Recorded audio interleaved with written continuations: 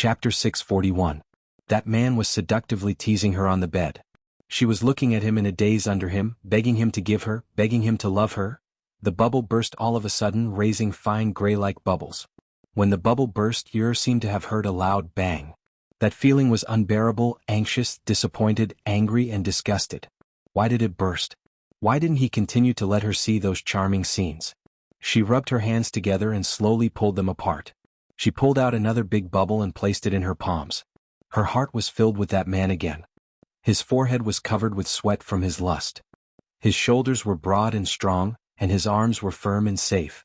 He could hold her back with one hand and keep her away from the bed. His other hand was propped up on the bed, and he was sweating profusely on her body. Yer's mouth was still dry, but her tongue was still irritated. She turned on the shower again and adjusted the water to ice cold. When the water hit her body, she didn't feel cold, only itchy and numb. Yer felt that she was sick. Lovesickness? Well, spring sickness? Jiang Zhao had said before that at her age she could think. It was spring. She hadn't paid attention to Jiang Zhao for a long time, but it shouldn't be like this, right? She sat on the cold floor and felt that she was becoming more and more unprincipled. She had an idea. She wanted a kiss from him, a caress. Yes, a caress would be enough. She didn't want anything else, just a touch. She felt that she didn't dare to touch herself anymore. Once she touched him, she would want to tear herself apart. It didn't matter if she closed her eyes or not. Her mind was filled with Jiang Zhao, and Jiang Zhao. And she actually remembered that time in the Qin Palace. He was like a magnificent evil spirit that tore her apart. He was so violent and ruthless as he took her. There were many times when she thought that he had fallen asleep and wanted to leave, but he held her back and tore her apart again. He was like a beast that couldn't be fed. She could only escape when he was tired. Then there were those nights where there was no pain, only pleasure. Yer wondered why Jiang Zhao had suddenly become a gentleman. Why didn't he just smash her door open with an axe like that time, then rush in, throw her on the bed, and ravage her violently and cruelly? When Jiang Zhao heard Yer rushing up the stairs, he turned off his computer. After Yer closed the door, he went to listen for any sounds. Then he returned to his room and took a shower. As he showered, he sang a song. What song should he sing? Anyway, it was fine as long as it was happy. His little Red Riding Hood was now washing white. After taking a shower, Jiang Zhao returned to the bedroom. He opened the drawer of the wall cabinet, took out the DV and checked the battery. He turned on the DV and placed it on the wall cabinet directly facing the bed. He lay down on the bed and adjusted it for a while. Then he stood up and walked to the wall cabinet. He took down the DV, checked the image, deleted it and restarted it. Everything was ready. He took a book from the bookshelf and lay down on the bed, leisurely waiting for the rabbit to appear.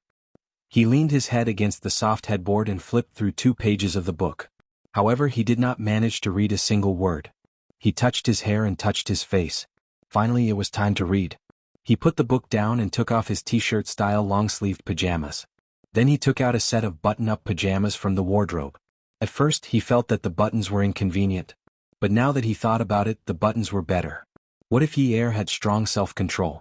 He did not dare to use too much of the drug, so he put on the pajamas and looked at himself in the mirror. He undid one of the buttons and continued to look at himself. As if he was not satisfied, he undid another button. Just like that, the buttons of the button-up pajamas became decorations. A certain man's posture of reading in bed became bold and unrestrained. He stood on tiptoes and swayed his body, humming a little tune with a spring breeze on his face. The door was deliberately locked. Yer really could not stand the feeling of ants crawling all over her body. She was wondering if she should look for a pornographic video website to watch. It would also help alleviate her current situation. Websites were also afraid of being infected with viruses. So she opened the website, opened the bookshelf, and flipped through 2 romance novels to read. She clicked on them with the mouse and remembered that she had read a few chapters of the novels she had read before. Then she clicked on them again. The asterisk eminent. Glaring asterisk. Everywhere there were asterisk. Or some chapters could not be found at all. On the message board, the author posted an announcement at the top. A chapter has been rejected. Those who want to read it, join the Q group. The asterisk eminent. Now that she was in a hurry to read it, who wanted to join the group? It's over, it's over. She had been subjected to abstinence. Now the male and female protagonists in the novel had also been subjected to abstinence. In the kitchen, the sweet soup in the electric pot was ready. Yun Hongwei unplugged it, but he did not call Jiang Zhao. He was not used to going upstairs. When they were about to drink it, he would come down. He also did not want to appear too caring for them. It felt strange. He did not know if it was his imagination, but the relationship between his daughter and son-in-law had been very subtle and strange. He always felt that there was a layer between them. He could see the awkwardness and the conflict between them, but he did not know how serious it was. He just treated it as the young people playing around. When he returned to his room, he looked at the photo frame on the table and felt a sense of satisfaction. His son was growing up and his daughter was starting a family. He was afraid that in another 2 years he would be a grandfather. How could there be so much happiness in life? Although Jolie had betrayed him, she had left him with a son and a daughter. He was satisfied. Yi-er was wearing a thin bathrobe. Her hair was still wet and had not dried. She stood outside Jiang Zhao's room and knocked on the door. Jiang Zhao jumped up from the bed excitedly. When he held the door lock, he deliberately coughed to show that he was calm and opened the door. Yi-er saw Jiang Zhao open the door. She suddenly felt that her nose was going to bleed. She touched her nose and took it in front of her. There was no blood. Fortunately, she did not lose her composure. Her eyes stopped at the man's Adam's apple. The Adam's apple moved up and down as if it was swallowing very thirstily. Her gaze slowly moved down. His exposed chest was too sexy. His skin was lightweight. How manly was he? His chest muscles were so well trained. She was not that heavy on fitness equipment, right? It should be easy for him to lift her up, right? Her consciousness was a little unfocused. She reached out and touched the man's chest. After all, women were not like men who were creatures of the lower body, so they had to be more tolerant. When she touched his chest, it was cold. It was not as hot as hers. The difference in temperature made her suddenly pause. She coughed awkwardly and said, "Ahem, it's winter. Aren't you cold wearing this?" Jiang Zhao had no intention of letting Yi-er into the room. He smiled gently and said, "Isn't the temperature in the house constant? It's not cold. Why don't you go to bed early?" I came to talk to you about something." Yi-er was still staring at Jiang Zhao's chest. As she stared, she swallowed hard. Oh no, she wanted to pounce on him. "Oh, come in." Jiang Zhao generously made way for Yi-er. After Yi-er entered the room, she did not know whether to stand or sit. Her whole body was uncomfortable, but there was a reserved sense of shame that tugged at her forcefully, telling her that they were still in a cold war. A cold war. Jiang Zhao came out of the bathroom and took a dry towel. He pressed Yi-er to sit by the bed. He wrapped the towel in her hair and slowly dried it. "Why didn't you blow-dry your hair?" This woman was really too much. If she didn't blow-dry her hair at night, wouldn't she be waiting to catch a cold? Seriously. I forgot. Let's go and blow-dry your hair. Although Jiang Zhao wanted to eat Yi-er clean, he felt that blow-drying her hair was more important. He pulled Yi-er up and walked to the bathroom. He turned on the blow-dryer and carefully dried the woman's long hair. Jiang Zhao had not blow-dried Yi-er's hair before, so he felt that it was a little interesting. However, Yi-er's mind was not on her hair at all. She looked at the man in the mirror, who was looking at her hair with unparalleled focus. Her gaze landed on the man's handsome features, his sexy chest, his long and slender fingers and his tanned skin. The sound of the blow-dryer was really annoying. Her heart was already on fire, and the wind was blowing the fire in her heart even more fiercely. Yi-er looked at Jiang Zhao in the mirror. She had already stripped him clean with her eyes, and he was completely naked in front of her. Jiang Zhao had just hung up the blow-dryer when Yi-er turned around to help him button his clothes. Yi-er knew that her nose was bleeding, but she could not help but persist. When she persisted, she could not help but fantasize. Even when she was buttoning his clothes, she was unwilling to do so. Just as Jiang Zhao grabbed Yi-er's hand, Yi-er was done for. "Yunyi, didn't you have something to talk to me about?" Jiang Zhao held Yi-er's hand and wrapped it in his palm. He gently caressed and slowly rubbed it, until the woman's eyes were filled with intense passion. Oh, Yi-er's voice was not correct, and neither was her voice. This sound seemed to be squeezed out from her lungs, not from her throat. When this "oh" was squeezed out from her lungs, it did not go through her mouth often. Most of it went into her nasal cavity, and from there the sound was weakened and transmitted out. Such a soft and seductive voice stimulated Jiang Zhao to tremble. It was as if something was forcefully poured into his ears, causing his hair to stand on end. It was not fear but an uncontrollable impulse. Jiang Zhao thought to himself, bear with it, bear with it. He pulled Yi-er to the bedroom and said seriously, "Yunyi, why are you looking for me?" "No, nothing." Yi-er shook her head. If she did not pounce on Jiang Zhao soon, she would burn into charcoal. "Then I'll send you home?" As he spoke, He hugged Yi Er and planted a kiss on her forehead. Rest early. This was bad. Something big had happened. Yi Er reached out and hugged Jiang Zhao's waist. I can't sleep. Don't you sleep early at night? Why don't you read a book? I can't sleep even if I read a book. It would have been better if Yi Er did not hug Jiang Zhao. Now that she hugged him, she could not let go at all. It was as if she was being sucked in. It was so hot that she wanted to cool off on his body. Then what should I do to make you sleep? I think. Yi Er felt embarrassed. She was the one who started the Cold War, but in the end she was the one who jumped out first and wanted to skin Jiang Zhao and eat him up. This question was still echoing in her mind when she pushed him onto the bed. As she stroked the man's chest, Yi Er panted and said hurriedly, Aren't you hot? Let me help you take off your clothes? Jiang Zhao tugged at his clothes, looking confused. I'm not hot. Even though it's not cold at home, it's not hot either. I think it's quite hot. Take it off. You'll get sick from the heat. It's really not hot. Jiang Zhao, what's wrong with you here? Yi Er pointed at Jiang Zhao's crotch and laughed sinisterly. Jiang Zhao's face immediately turned red. Go back to your room and sleep. Stop touching my body. Take it off, take it off. Didn't you say you were going to ignore me? Why are you taking off my clothes again? Jiang Zhao placed his hand on Yi Er's butt and pinched it hard. Yi Er couldn't take Jiang Zhao's pinch.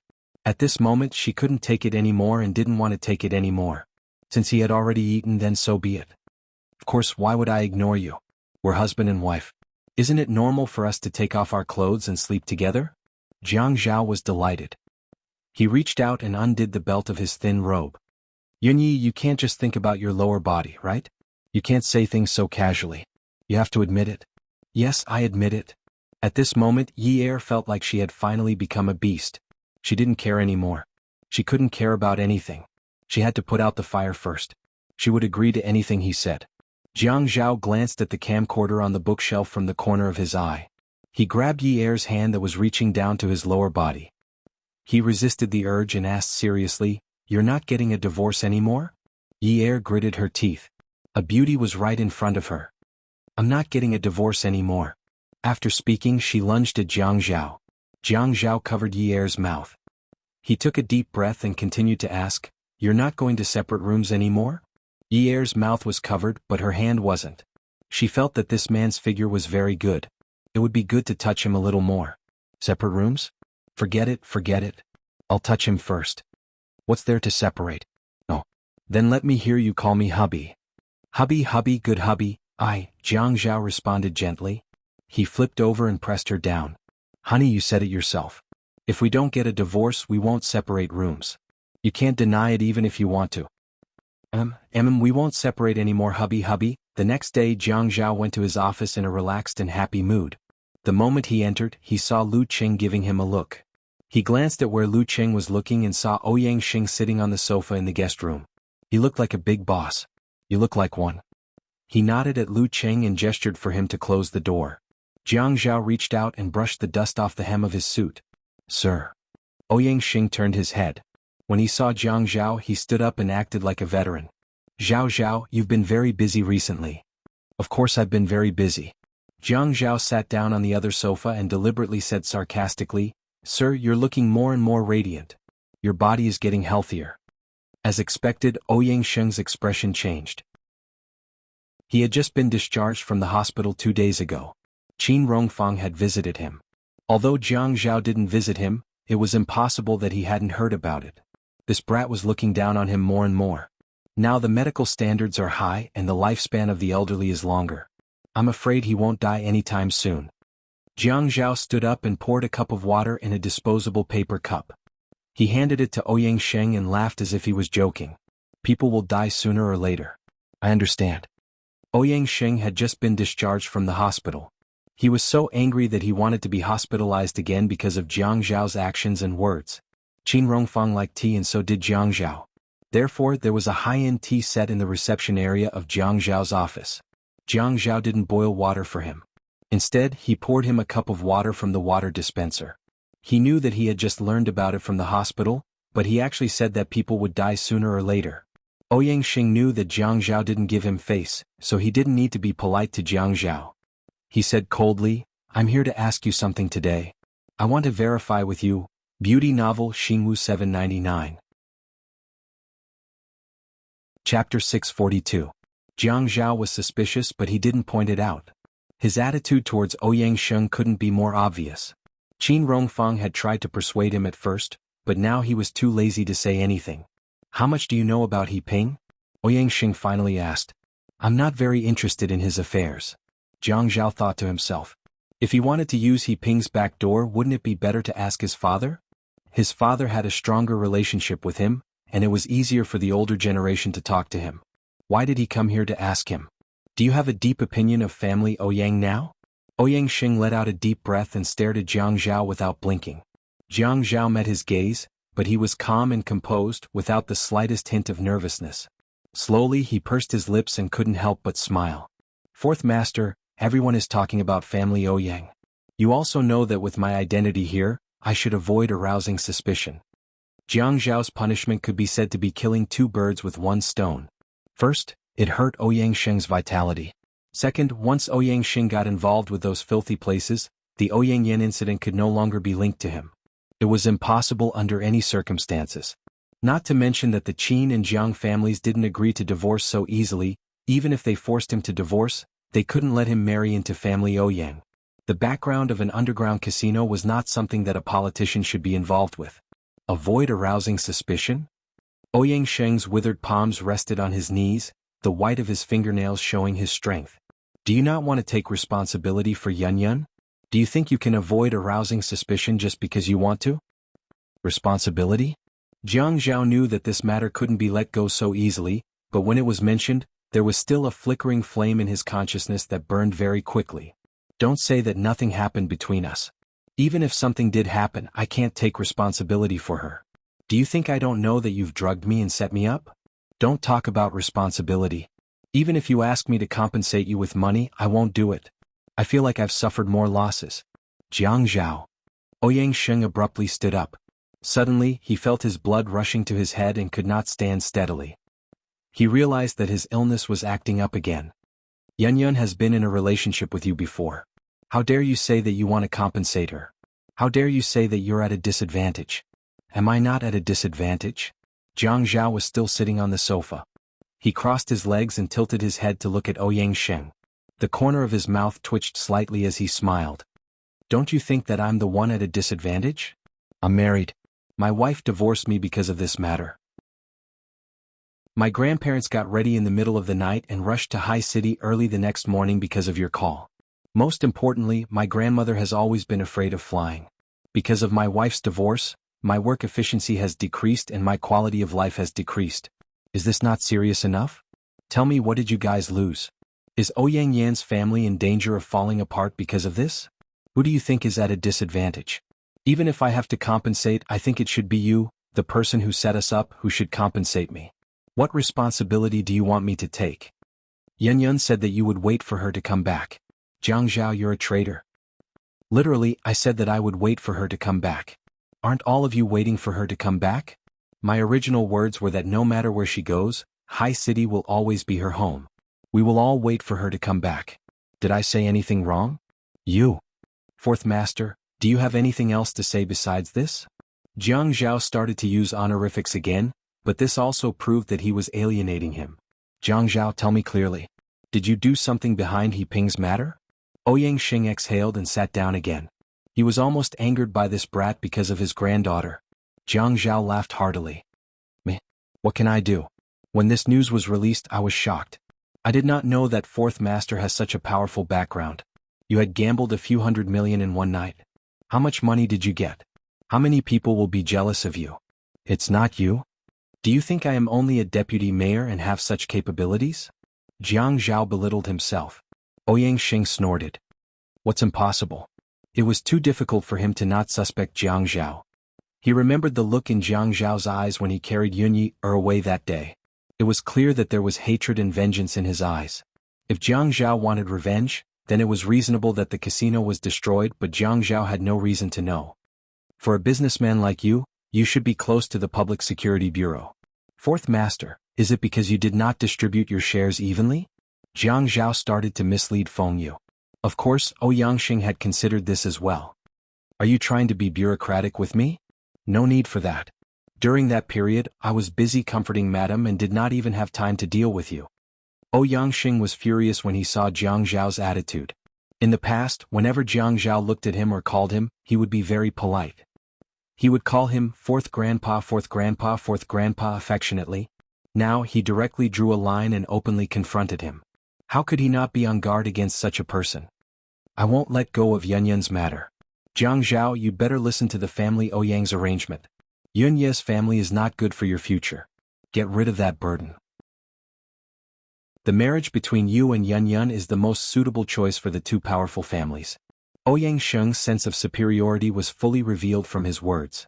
Jiang Zhao stood up and stretched out his hand, meaning to shake hands with Ouyangsheng. Ouyangsheng was delighted, thinking that Jiang Zhao had thought it through. Just as he was about to praise him, he did not expect Jiang Zhao to say something so serious that Ouyangsheng could not accept it. Fourth master, in any case I have a public position. With a monthly welfare package and a bonus I will be well off. Even if I'm a prodigal son of a wealthy family, I won't be able to squander my mother's money in a short time. Even if I'm a useless prodigal son and can't support my wife and father-in-law, the Jiang and Qin families can support me. I won't even be short of breath. So from my point of view, I really don't feel that the Yun family is a burden. Too easy.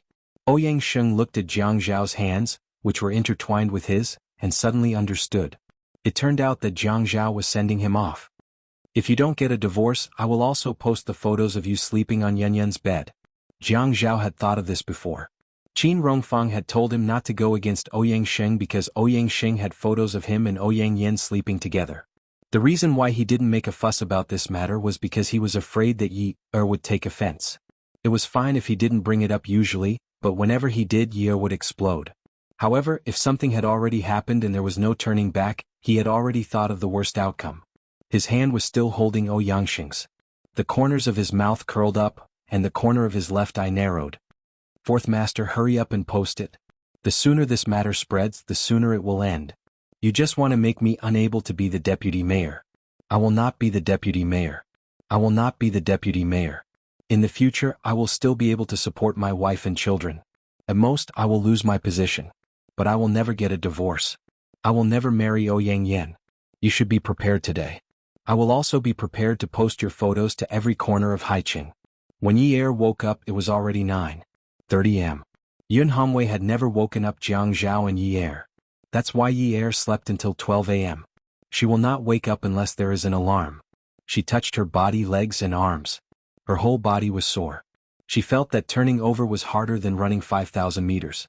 She slowly opened her eyes and quickly opened them. The furnishings in this room were shocking. This was not her room. It was Jiang Zhao's room. The events of yesterday became clearer and clearer in her mind. The sleepless night had caused her to be unable to move her legs. Furthermore, it wasn't Jiang Zhao who was squeezing her, but she was the one who was squeezing Jiang Zhao. She rewound her memory.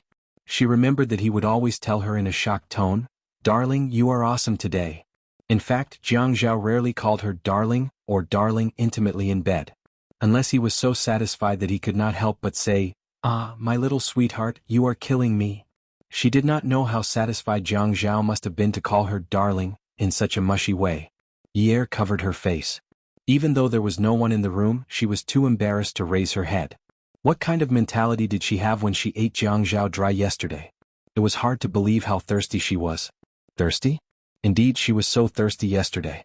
Drinking glass after glass of water was useless. Even cold water was useless. Other than those images, there was nothing else in her mind. She suddenly felt that it was very strange. She knew that no matter how much she loved Jiang Zhao, it was not necessary for her to do that. She thought about the color of her skin at that time. She stood in the bathroom and looked at her eyes and cheeks in the mirror. She was full of desire and her face was red. How could a person change like this so suddenly? She suddenly quivered. That time when she went to threaten Jiang Zhao, he also changed suddenly after drinking the glass of water. Last night, Jiang Zhao gave her a glass of water to drink. After that, she was thirsty and her mouth was dry. Jiang Zhao. It must be him. That cheap man. She must find him and get even. She was naked, not even wearing underwear. She put on her nightgown. She was crazy. In this weather, she actually took out her nightgown. She jumped out of bed and saw a letter on the bedside table. The handwriting on the letter was strong and powerful. Dear Yunyi, I have already contacted someone to help you supervise the renovation of the dance studio. You don't have to go there today. Don't go there in the future. It's noisy and dirty. I will arrange it. If you have nothing to do, read a book. Don't forget that you have class in the afternoon. Love, Zhao. This was the first time she had received a letter from him. The size of the letter was only the size of a man's palm. The background was a green bamboo that was faintly reflected on the edge of the letter. She had never seen such handwriting before. She didn't know if it was Dear Yunyi in front or Love, Zhao in the back. Anyway, she felt that her vision was a little blurry. During this period of time, he had told her many times that he loved her. Every time she sent him to work after he planted a kiss on her forehead, he would always say softly, Yunyi, I love you. If she could turn back time, it would be a wonderful thing. After putting the letter back, Yi tidied the bed and left Jiang Zhao's room. Beauty novel Hongcha 866. Chapter 643. Yi went to class in the university town, which was much more peaceful than before. The hairstylist also lowered his head when he saw her. He didn't show off his LV or Cartier in front of her like he used to. Yi thought that he probably knew who her husband was, so he was being polite. She didn't know that the hairstylist couldn't even work for 15 yuan anymore. He could only do it at home to save money. The family business was hard to run and his pocket money was so deducted that he couldn't use it to pick up girls. Men always wanted to save face. They really didn't want to be embarrassed in front of the girl they liked. When Yi was in the university town, she always ate with Xia Qian. Xia Qian was going to start her internship next year. The two found a relatively empty table in the cafeteria and sat down. Yi, what do you think of me? Xia Qian took a sip of soup. Pretty good. Yi didn't lie. She thought Xia Qian was pretty good. Xiaoyu was also very good. I mean, what do you think of me as a host? Yi felt that she was being rather unprofessional. In the past, she didn't even need to draft a script when she saw Jiang Zhao lying. But now, when she was facing Xia Qian, she was conflicted. It wasn't just a normal kind of conflicted. How should she say, I think you can definitely do it well? If she became a host in the future and didn't do well, she would scold her and say that she chose to be a host because of her. But if she said, impossible. If she went into another industry and didn't do well, she would still scold her and say that she didn't become a host because of her. If she became a host, she would definitely be popular. Xia Qian, this idiot, could definitely say these words. She was also afraid of being scolded by Xia Qian. Yunyi, you're not loyal. Xia Qian snorted and threw a piece of braised pork into her mouth. She chewed it with relish. How am I not loyal? Xia Qian finally had a piece of meat in her stomach. Let me put it this way. I want to develop my career as a host. Do you support me? Yi slapped his thigh and said generously, of course, as your friend, I will support you no matter what decision you make. If you have a dream, then go ahead and do it. I will support you no matter if you succeed or fail. Well, it's worth it to have a friend like you. Yes. Xia Qian scooped up a spoonful of tomato and egg soup and said generously, cheers. Yi was already used to it. He also scooped up a spoonful of tomato and egg soup. Their spoons touched. Cheers. The two of them picked up their spoons and drank the tomato and egg soup in one gulp. But as soon as he drank it, Yi wanted to spit it out. Xia Qian said, then tell Jiang Zhao tonight and ask him to arrange an internship for me at the TV station. Yi really wanted to spit out the soup. Why do you want to look for Jiang Zhao? It wasn't that she didn't want to. Firstly, it wasn't the right time for her and Jiang Zhao to talk about this. Secondly, she was afraid that Jiang Zhao would owe too many favors outside. Her father's matter was already very difficult to handle. Xia Qian's mouth twitched. Didn't you just say that you would support me? Yes, I said that I would support you. That's why I asked you to support me. You found Jiang Zhao and I entered the TV station. This is the best support. Qian, I said that I would support you spiritually. I didn't ask you to support me physically.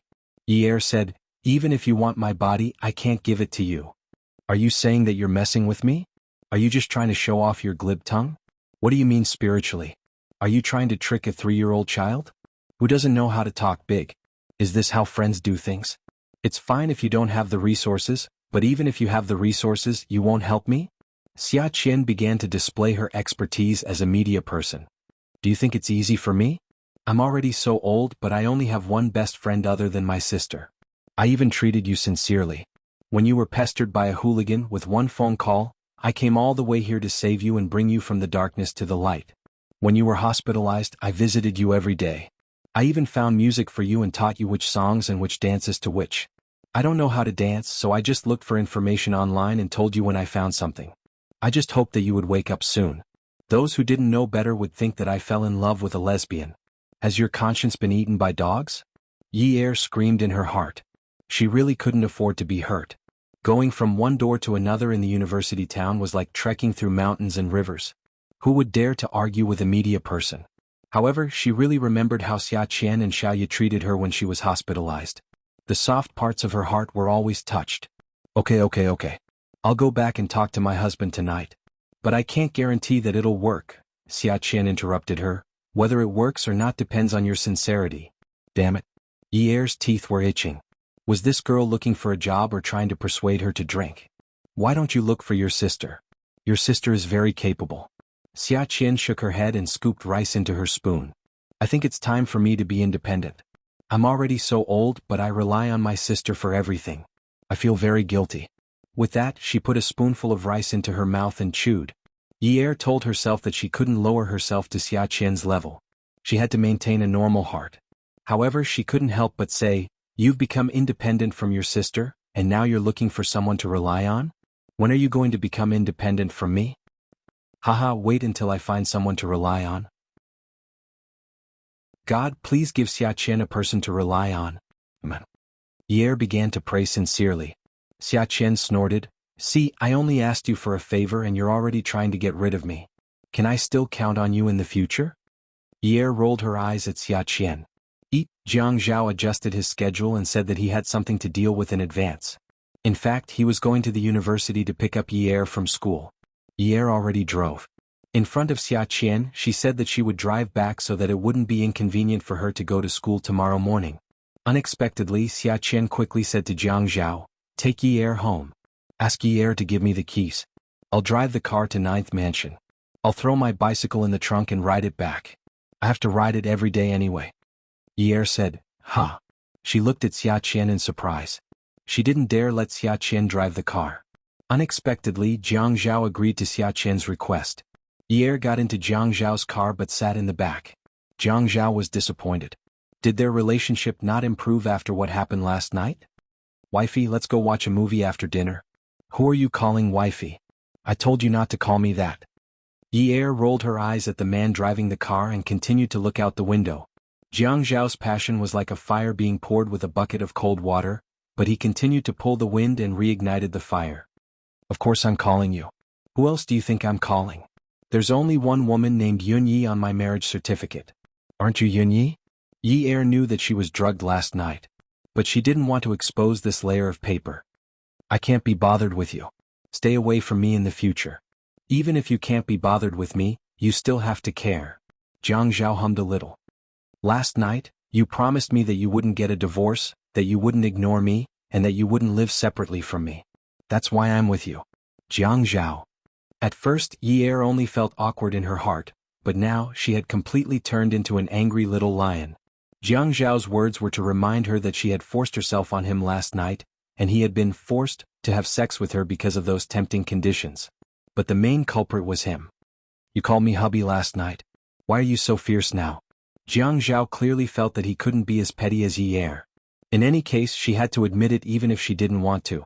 He had evidence. "What nonsense are you talking about?" Yi knew that because of the drug, she had been forced to cry out like a kitten last night in order to squeeze Jiang Zhao dry. Calling him hubby made her tremble all over. "Let me tell you, Yunyi, you told me before, you admit it. Don't try to deny it now. When you rushed into my room, pressed me down on the bed and took off my clothes, why didn't you talk to me with such an attitude?" Jiang Zhao. "You still have the face. You drugged me. Do you think I don't know if I don't say anything? I originally wanted to leave some face for you, but now you don't want any face at all. If you don't want it, then don't want it. I can't be bothered to leave it for you. I don't understand what you're talking about." Although there was a sense of awkwardness from being seen through, Jiang Zhao had more experience than Yi, so he concealed his emotions rather quickly. "What drug?" Yi leaned against the back of the back seat and crossed her arms. "Jiang Zhao, stop acting. I know everything. How despicable are you? I ignored you, so you drugged me. If you have the ability, do it again. If you give me this drug again, I'll go out and find another man to cure me. You dare. I dare. Try it if you don't believe me. I'm not going to try. I don't care about such despicable methods. Jiang Zhao thought to himself. Just because he didn't care about despicable methods, it didn't mean that he wouldn't use them. I won't pursue what happened last night. Don't try to take a mile after taking an inch. You said that I drugged you. Show me some evidence. If you don't have evidence, don't slander me like this. The two of them quarreled all the way home. At night, Jiang Zhao barged into Yi Er's bedroom with his pillow. Yi Er said in surprise, "What are you doing here?" "I'm here to sleep." Jiang Zhao threw the pillow on the bed confidently, lifted the blanket and went to sleep. As soon as he fell asleep, he hugged his wife and wrapped his legs around Yi Er. Finally, he closed his eyes and fell asleep. No matter how much Yi Er pinched, twisted, or pushed him, the man slept like a pig as if he had been drugged with sleeping pills.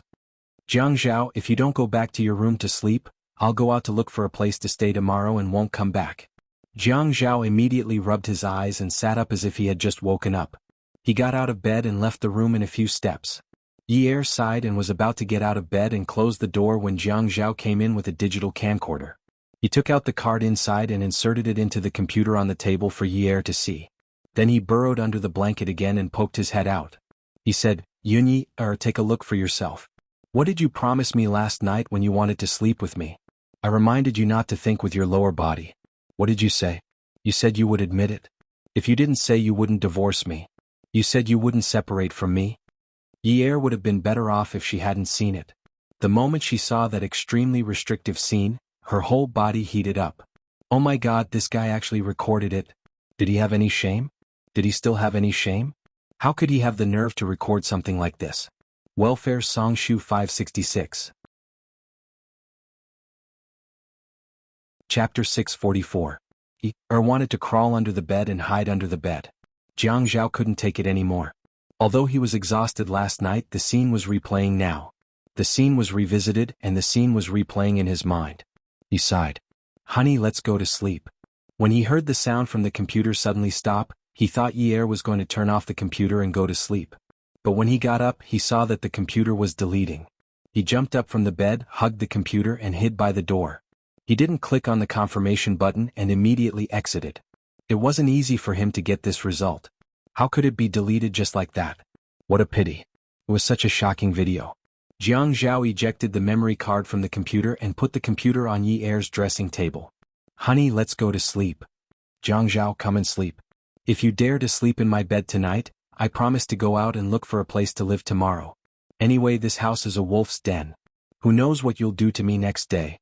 Yi Er got on the bed and laid down. "Come and sleep." Jiang Zhao heard Yi Er's calm tone, and his heart tightened. He couldn't be thick-skinned anymore. He squeezed the memory card in his hand and said, "Good night." Then he turned and walked out the door. Jiang Zhao returned to his room. He lay on the bed and couldn't fall asleep. Love a person needs how long? Hate a person needs how long? From love to hate a person needs how long? After hate, will you continue to love? The room was very quiet. He turned off almost all the electrical appliances and the doors and windows were closed. But his watch was on the bedside table. The sound of the mechanical gears was infinitely amplified in his ears. It was like a big gear in a big processing plant making an unpleasant sound. It felt like someone was stuck in the gears. The gears kept turning and the person was crushed into a bloody mess, screaming in pain.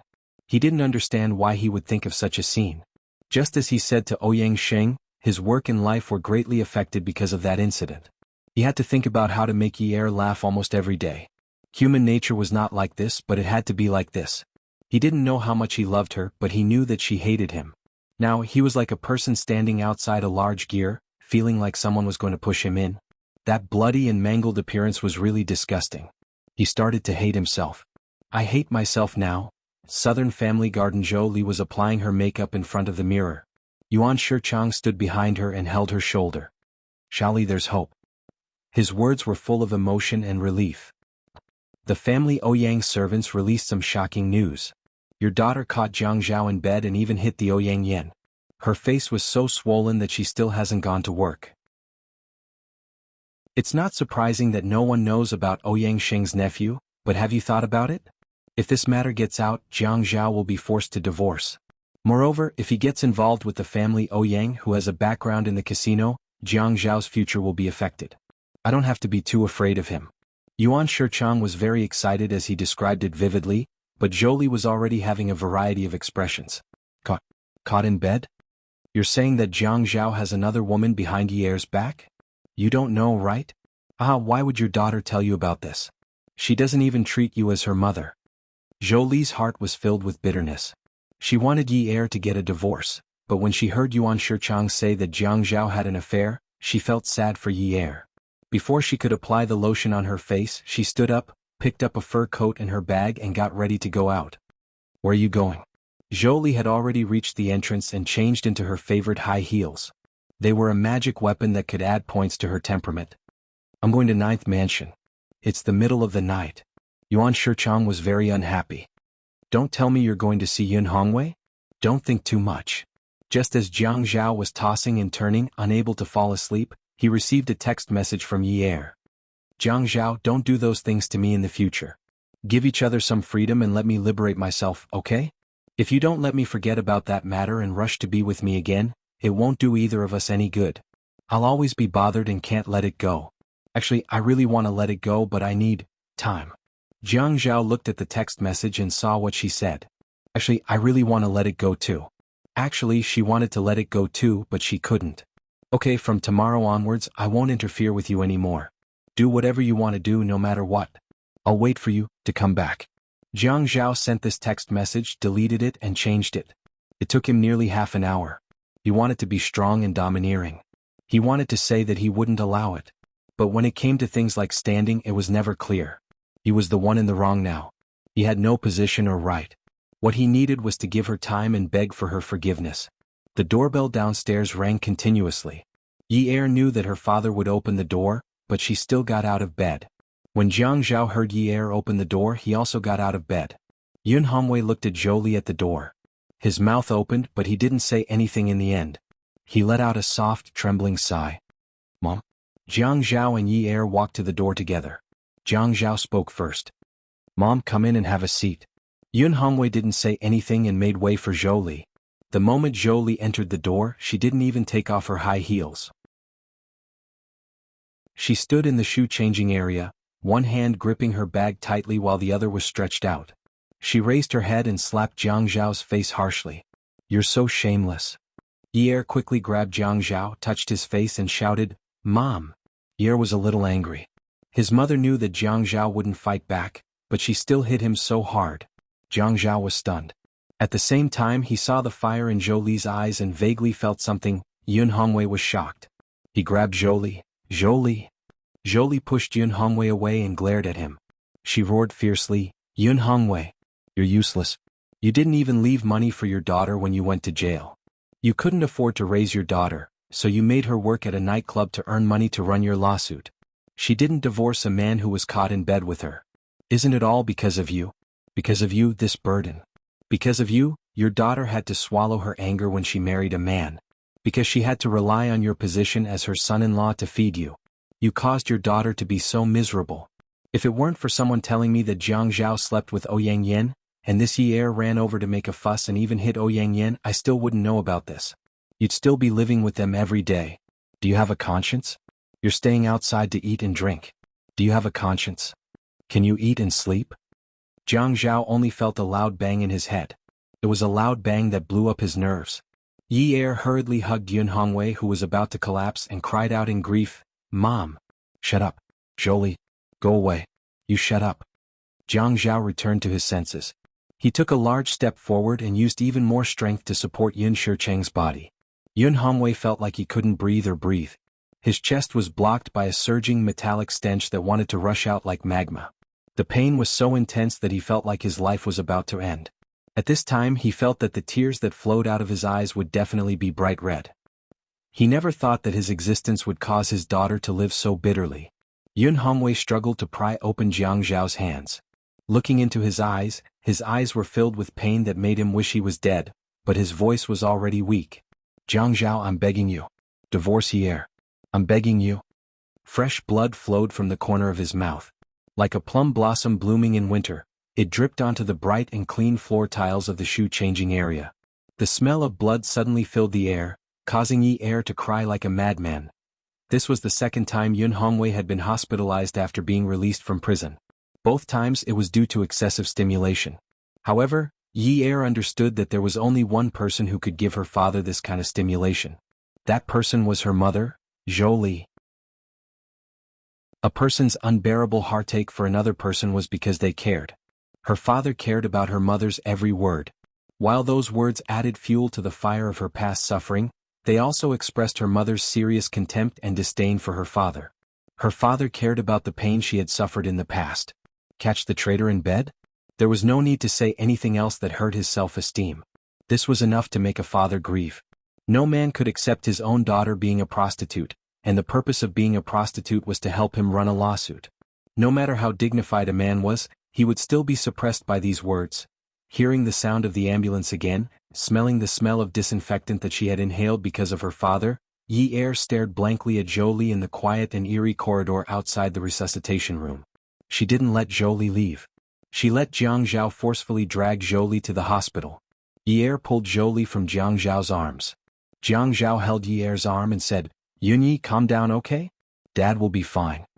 Yi Er looked at Jiang Zhao and shook her head gently. "Ah Zhao, don't come over. I want to talk to my mom."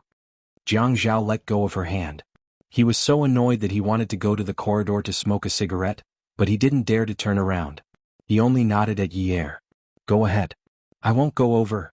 Yi Er dragged Zhou Li out of the resuscitation room with great force. Zhou Li was even a little scared. She had been scared when she saw Yun Hongwei vomiting blood and falling to the ground. Yi Er's tears kept welling up in her eyes, but she didn't let the tears that symbolized weakness escape her eyes. She looked into Zhou Li's eyes and saw the pain of struggling, but the corners of her lips curled up. "Mom, when Dad vomited blood it must have been very nice to watch, right? It was so exciting, wasn't it? You must think that this was the most meticulous and soul-stirring performance you've ever seen in your life, right? A man who has loved you for so many years finally had his pride hurt by you. He was beaten so badly that he couldn't even raise his head. You must feel a great sense of accomplishment, right? Look, he's inside. There must be a lot of tubes inserted. It's all thanks to you." Zhou Li had never seen Yi Er like this. Yi Er had always been unreasonable since she was young, so she still respected her parents. At this moment she saw that Yi Er's eyes were filled with disgust for her. Those words were filled with deep disdain. Zhou Li suddenly felt that her heart was a little empty. Yi Er, Mom didn't do it on purpose. Mom heard about what happened to Jiang Zhao and got angry in a moment of anger. No matter how much resentment Jiang Zhao had in his heart, Zhou Li was still his mother-in-law. At a time like this he could only listen to Yi Er. Yi Er said to take Zhou Li to the hospital, so he did as he was told. Yi Er said to catch Zhou Li. He didn't allow her to leave, so he did as he was told. Yi Er didn't want him to go over and stand by her side, so he could only do as he was told. Awesome novel Songshu 566. Chapter 645. However, the fear and uneasiness in her heart grew stronger and stronger. It was as if her heartbeat had been placed in a secret dark room. The sound echoed loudly in the dark area, creating a terrifying rhythm that made one's heart and soul tremble. Looking at Yi Er's expression, perhaps only he knew what Yun Hongwei, Si Jie and Yi Er meant to her. Yi Er had always hoped to have a family with her family. She had said before that she wanted to have a family. She needed that little bit of warmth to penetrate her. She wanted to get back the things she had lacked in the past, the life she had lost when she was 17 years old. Those were very important to her and they would make her feel at ease. Angry? Yi Er's spirit seemed to have suffered a huge blow. She hugged Zhou Li's shoulders tightly. She was very tall, and Zhou Li was not necessarily taller than her even though she was wearing high heels. Instead of hugging her shoulders, it was more accurate to say that she was tightly strangling her. "Mom?" Yi Er chuckled. "Aren't you embarrassed? Aren't you embarrassed to say Mom didn't do it on purpose to me? Do you feel at ease when the word Mom comes out of your mouth? You asked if Dad has a conscience. What about you? What right do you have?" Yi Er bent her back and rested her head on Zhou Li's shoulder. She pressed her lips against the side of Zhou Li's face, who was already trembling slightly. She moved closer to Zhou Li's ear, and her voice was filled with hatred. There were 2 doors to the emergency room. The upper half was made of glass and there was a curtain on the inside. At this moment the 2 women were standing together. Their faces were so close that their images were reflected on the glass of the curtain. Jolie was afraid of Yier like this. Actually, Yier was just being naughty, but she was very filial to her parents. There was no lack of good things in the rich, but every time she received a gift from someone she would never forget to share it with her parents. Jolie was trembling slightly. Yier, right. Sorry? Are you saying it to me? Or are you saying it to yourself? That's funny. Actually, I just want to ask you. Just now at my house, what right do you have to talk about my dad like that? Yier said, my father is at home. Jolie's lips were still trembling. She realized that Yier wanted to embarrass and humiliate her. She wanted to break free, but Yier felt her buttons moving, so he tightened his grip. Yier said slowly, You? What right do you have to be angry at Jiang Zhao? Because you said he slept with another woman? He's my man. He did something wrong to me, so it's only right that I hit him. What about you? What right do you have to hit him? Mother-in-law? Did you come when we had our wedding banquet? Have you ever drunk from him? If it was my father who hit him today, I would have nothing to say. I would even kneel down and beg my father not to be angry. I hid it from him because I didn't want him to worry. But you, I don't think it's necessary. You don't have the right to hit Jiang Zhao. You don't even have the right to call him shameless. Jiang Zhao did everything that you should have done for me. You should be grateful to him. Grateful that he took me as a burden and didn't drag you down, right? If it wasn't for Jiang Zhao taking me in, aren't you afraid that I would be forced to look for you in desperation? Han Jiang Zhao could hear it. He was standing not far away. He exhaled and turned around. His palms slowly clenched into fists. The more he clenched them, the tighter they became. Yier's choked and trembling voice hammered at his heart. Pain. Jolie opened her mouth in shock. Her eyes were getting more and more wet. She couldn't tell if the curtain behind the glass was white or light blue. Yier laughed self-deprecatingly. Now you care? Now you're saying that you're angry? You said that I sat in a nightclub? Stage. I sat in a nightclub? Why didn't you get angry when I was on stage? I caught Jiang Zhao sleeping with another woman. Just because of that, you have the right to be angry? You didn't get angry when he saved me from the gangster's knife. You didn't get angry when he snatched me back from under the wheels of the killer. You didn't get angry when he found a better school for Sijia. You didn't get angry when he married me. You didn't get angry when he gave me a big house to live in. You didn't get angry when he put his money in my hands. You didn't get angry when he put up with pressure to get my father out for medical treatment. Now that there's some trouble, you're angry? If you're angry, you'll anger my father to death too. You'll be satisfied. Yier's voice was very low. He was like a ghost in the dark night, casting a suffocating curse. Jolie's body started to tremble. You said that you're angry. Tell me why? Because you love me? Because you care about me? Because you're afraid that I'll be wronged? You heard that my man is having an ambiguous relationship with another woman. You're upset, you're heartbroken. You think that since I'm your daughter can't bear to be wronged? Yier sniffed hard and looked at the reflection in the glass. You said that I'm living in silence. Madame Zhou, do you know that before I met Jiang Zhao, I was living in silence even more than I am now? Do you know that? Do you know why I had to suffer in silence in the past? Because I don't have a mother, my father is in prison, and I don't have any skills. I can only work as a waiter in a nightclub. You said that my father is a burden, but I don't think he's a burden at all. Do you think he wants to be like this? He's a gentle man. He's smart and can do business, but he can't do it now because he's carrying a case. But I'm still willing to look up to him like before. Because he never gave up on me. When he was at his toughest, he also wanted me to live well. When you say that he's useless, how useless are you? He's afraid that his daughter will put herself in danger. Every time I visit him in prison, he always says that he's fine. But do you know what kind of life there is? In order to make him confess, those people will do anything. In the past, I didn't know why I rarely saw my father in the summer. Now I understand. He doesn't wear much in the summer. He's always injured. He's afraid that I'll be sad if I see him. I believe that he'll suffer more humiliation, but he never told me that last time he was beaten to the point that he couldn't get out of bed. I went to see him, but he didn't want to see me. I saw him in pain on the bed from the surveillance camera. In that kind of environment, he still comforted me. He said that he'll be fine. He told me not to cause trouble for him. He told me to go to school, but I still wanted to save him. Madame Zhou, do you know why? Because every time he comforted me, he let me know that I have a father. My father loves me. He loves me so much that he doesn't let me run around. I feel love. A father's love for his daughter. When I'm loved and cared for, I have a lot of motivation to do things without hesitation. Yier sobbed. I believe that those people not only tortured him physically but also mentally. He's changed a lot. I never knew that he had a heart problem. I never knew that he would talk about something like this. He's like an old man going through menopause. But he's still so young. The last time I went to the market with him, when someone locked the moped, his face suddenly changed. He grabbed my arm in fear, but he refused to say anything. I saw that he was trembling. I followed his gaze and saw that the person locked the moped with a metal chain. The sound of the metal chain made him afraid. That night he sat in the living room, turned on the lights and kept watching TV. I stayed by his side until dawn. He needs me very much.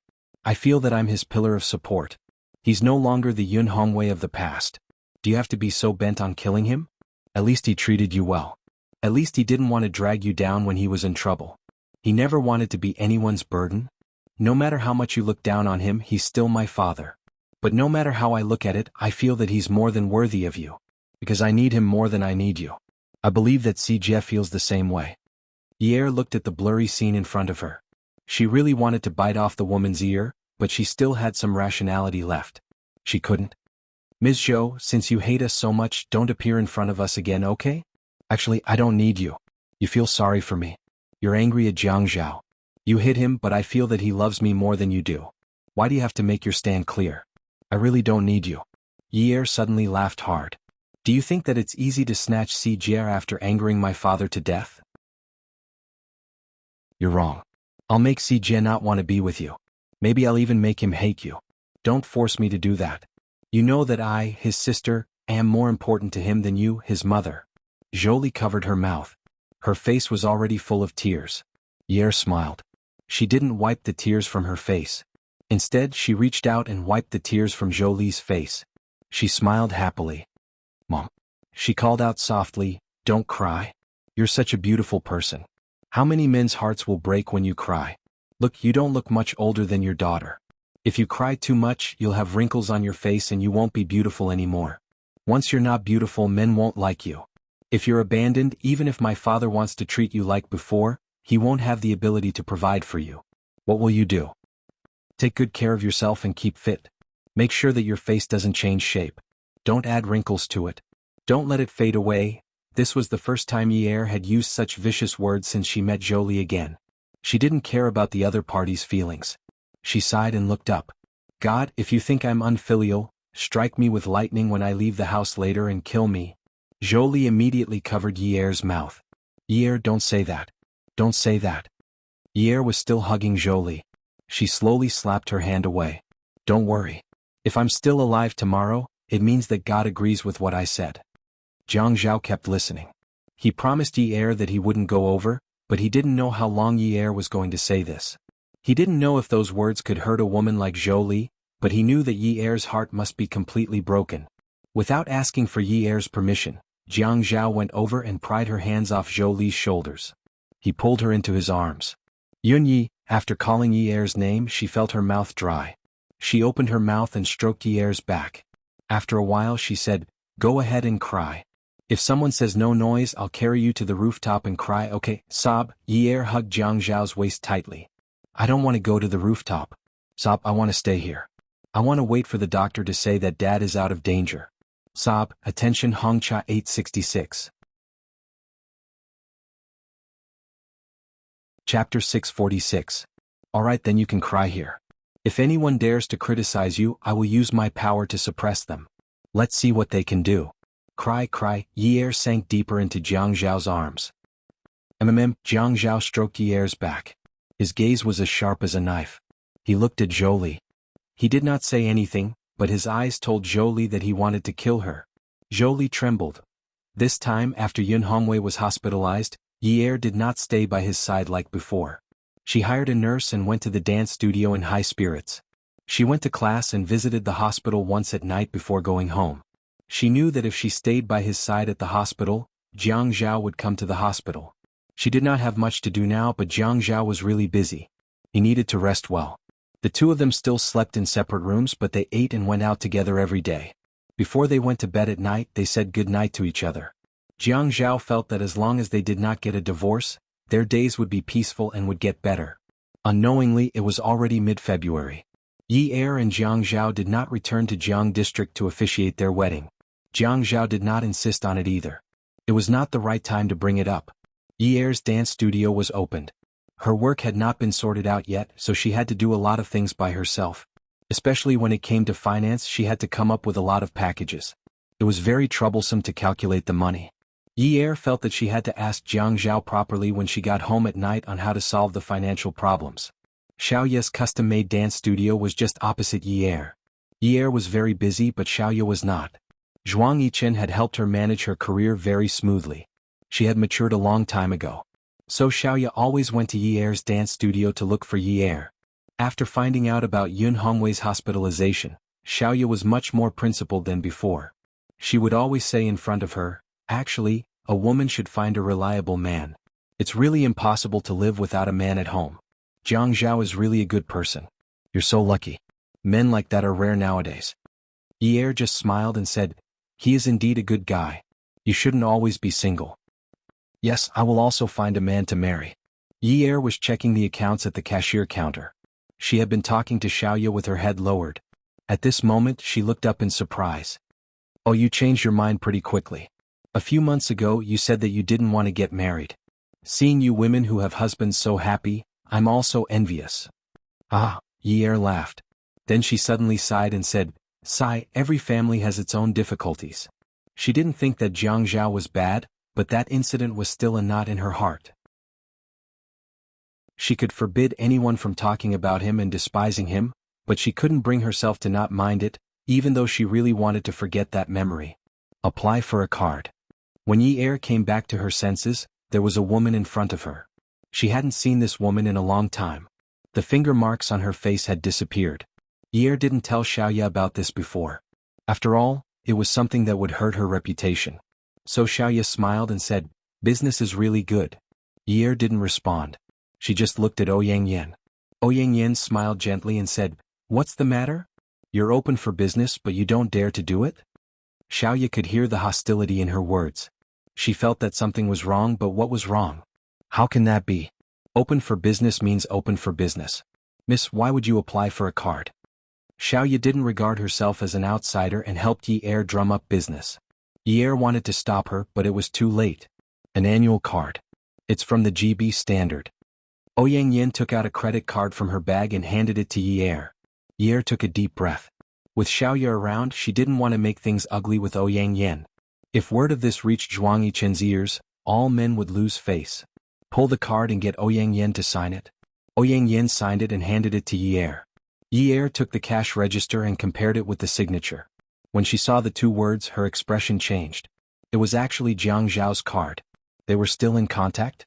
The cash register in her hand was already crumpled, but she still handed it to Ouyang Yin. Ouyang Yin looked at Yeer provocatively and revealed a victorious smile. Before Jiang Zhao got off work, he received a call from the Qin family urging him to go back to the Qin family mansion after work. He tidied up the things on the table and called Yeer, telling her that he would pick her up for dinner at the Qin family mansion. Yeer said that she wanted to go to the hospital to accompany her father, but she refused. Jiang Zhao said that he would get someone to send food over later. Yeer agreed. These few months Jiang Zhao had been very tense and tired. He could guess why she was going back to the Qin family mansion, so he prepared for the worst. The atmosphere in the Qin family mansion wasn't tense. During dinner, everyone was happy and harmonious. Qin Fian and Zhua Hao were both there, but there were only Qin Rongfang, Qin Fian, Zhua Hao, and Jiang Zhao who had just returned home. "Zhao Zhao, you must be tired out during this period of time, right?" Qin Rongfang ate in small bites. Firstly, he was a scholar, and secondly, he was old and had a slow appetite. Jiang Zhao glanced at Qin Fian and Zhua Hao and guessed the atmosphere. "Grandpa, you're worried. It's been good. Has your father-in-law woken up?" "Not yet," Jiang Zhao said honestly. "Okay, take good care of him." Qin Rongfang had a small appetite. After a while, he stopped picking up his chopsticks and drank his after-dinner tea. Jiang Zhao, Qin Fian, and Zhua Hao buried their heads in their food and didn't say anything.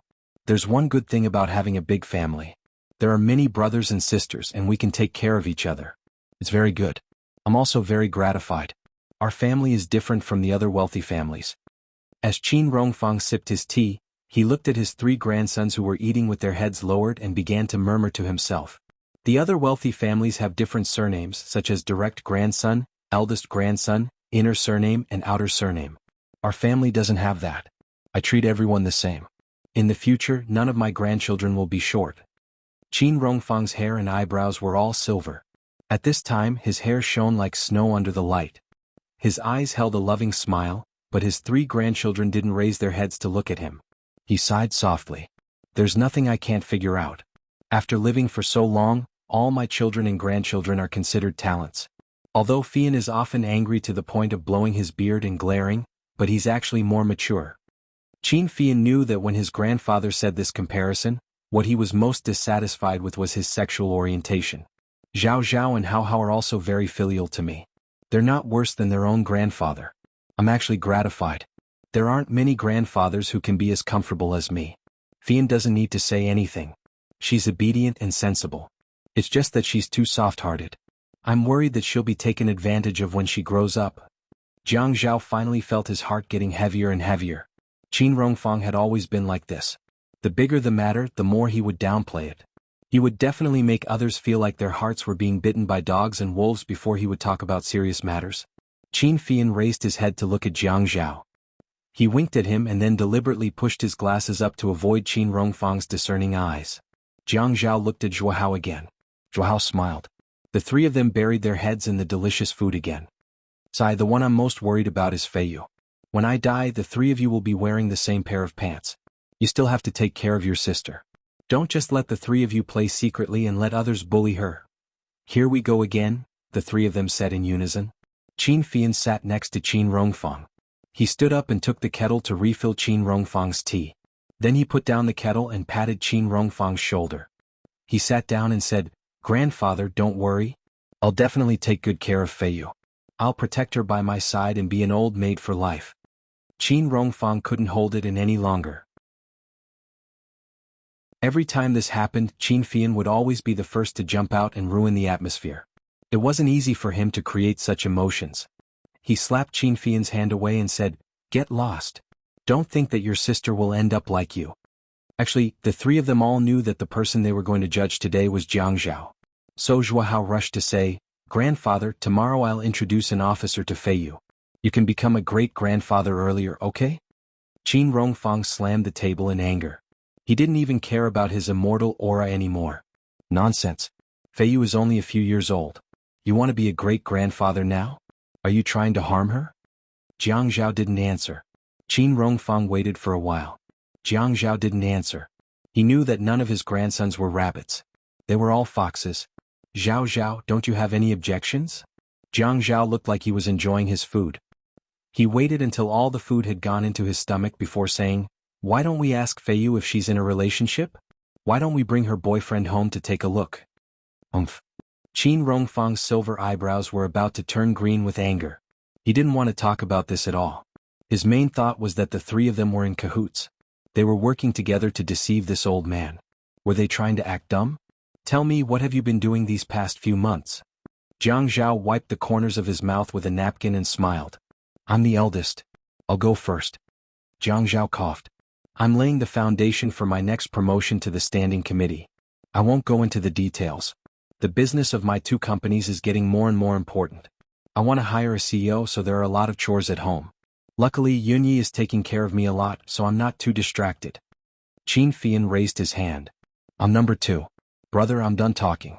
I said that the land that I wanted to get for Route 326 was taken by the Shi family and I felt uncomfortable about it. Brother showed me the blueprint for Route 2 and I circled a few pieces of land to watch the auction.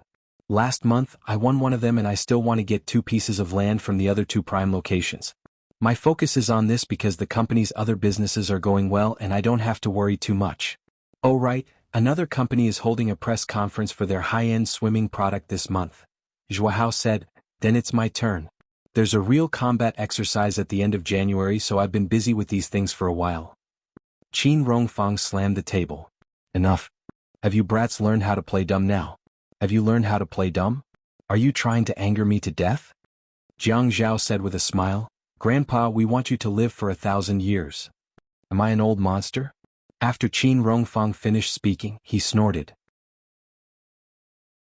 "Jiang Zhao, how do you explain the family Ouyang incident? Grandpa already knows, so there's no need to explain, right?" Jiang Zhao took a sip of his after-dinner tea.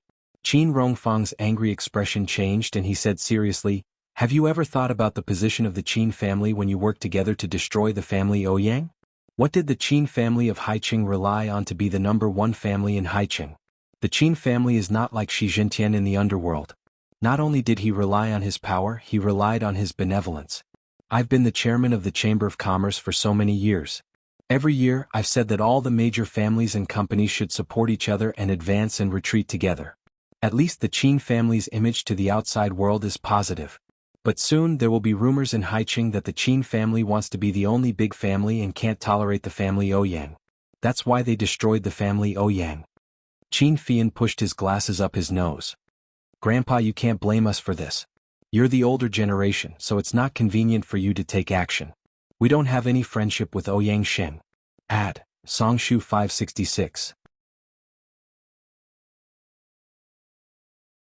Chapter 647. Zhua Hao was a handsome and resolute soldier.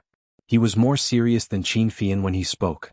"Grandpa, if we intervene in this matter, my brother will do it alone. It will be easier for him to get into trouble. It's not like you don't know his temper. He did this because he couldn't take it lying down. If you want to talk about taking the big picture into consideration, we've already taken the big picture into consideration." Jiang Zhao was the last to speak this time. He looked at Qin Rongfang's reproachful eyes and said, "Grandpa, if you want to blame someone, you can only blame me. It has nothing to do with Fian and Haozi. Because of that matter, my life has been completely messed up. I should have gone back to Jiang District to officiate the wedding, but I didn't go back. The family isn't peaceful and I can't even devote myself to work. Ouyang Sheng went to the building to threaten me. Actually, after being threatened by him, I thought about the situation in Haiqing and tolerated it if I could. The problem was that I couldn't tolerate the series of things that happened after that." Qin Rongfang knew that the situation was irreversible. In the past few months, the family Ouyang had encountered major problems one after another. There were product quality issues, illegal buildings being demolished, financial deficits being reported in advance, share prices plummeting, capital chain problems, workers going on strike, and recently, even the project with the Zhuo family had problems. The family Ouyang couldn't get a loan, and Ouyang Yu couldn't use his connections to help Ouyang Jian get a loan. They couldn't continue working with the Zhuo family. The termination of the contract was considered a breach of contract, but when something happened when the project was about to end, the Zhuo family was the one who benefited. The outside world couldn't see anything fishy, but he knew his grandson's roundabout methods and methods. "You're a man. What can't you tolerate? Didn't I ask you to marry Ouyang Yan before the divorce? Then wouldn't it be better to avoid trouble? Grandpa, is it possible to solve this matter by avoiding unnecessary trouble? Must you ruin Ouyang Sheng's reputation, and then the matter between you and that girl from the Yun family will be resolved. Even if it can't be resolved, I have to do this." Jiang Zhao's tone was calm at first, but it became more and more unyielding. He seemed to have forgotten that he was talking to an extremely prestigious elder. Qin Rongfang patted his chest. "I'm so angry." Qin Fian reached out and patted Qin Rongfang's back. He knew that his grandfather was exaggerating a little, so he did the same. The action of patting the back was big and light, so it was useless. "Grandpa, it's not that I want to criticize you, but being the chairman of the Chamber of Commerce is indeed a good thing. Can't you just sit there with your back straight and not feel guilty?" Now, someone is saying that the Qin family is having a family Ouyang? Did anyone say that I was taking revenge? No one said that, so why are you so anxious? Seeing that Qin Rongfang was so anxious, Qin Fian smiled and continued, "Besides, we are your grandsons. What kind of deep friendship do you have with Ouyang Sheng? You have a good relationship with the Shi family, so when Unwu stole the land I wanted, I didn't even spare a fart. That's different, isn't it?" Qin Rongfang glared at Qin Fian. "Stop patting, it's worse than scratching an itch." Qin Fian raised his hand. Fine, I'm sorry, Grandpa. Zhao Zhao, where it's possible to make mistakes, let it go." "Let it go? Give him a chance to come back from the dead and retaliate?" Jiang Zhao chuckled lightly. "Grandpa, I never thought of letting it go." Qin Fian recklessly interjected, "Grandpa, I'll support brother to the end. Why don't you go abroad to relax? What the eye doesn't see, the heart doesn't grieve over." Zhua Hao agreed. "Grandpa, why don't you pick a place with better scenery to relax? You bunch of stinks. Kid. I've already said so much and you still don't know how to repent." "Grandpa, I don't think I've done anything wrong, so I don't want to change." Jiang Zhao leaned back. His voice was light, but his gaze was firm. Qin Fian added, Grandpa, as the saying goes, don't do to others what you don't want done to you. Don't tell me you encountered something like this in the past? Would you have tolerated it? In any case, I don't think brother did anything wrong. If you don't like it, just turn a blind eye and pretend you don't know. Qin Rongfang closed his eyes. It's easier for me to just close my eyes. Then the three of us will send you back to your room to rest. All of you leave. We'll take our leave. Qin Fian stood up with a smile and gestured to Jiang Zhao and Zhuo Hao. The three of them left the hall. Zhuo Hao patted Jiang Zhao's shoulder and said somewhat mockingly, "Brother, about this matter, I actually think you were a little too harsh." Ouyang Xing was so angry that he was hospitalized again. There are even blisters on his mouth. Jiang Zhao laughed. "I wasn't the only one who did it. You were the one who was the most ruthless. Don't forget, the Zhuo family is the one who really profited.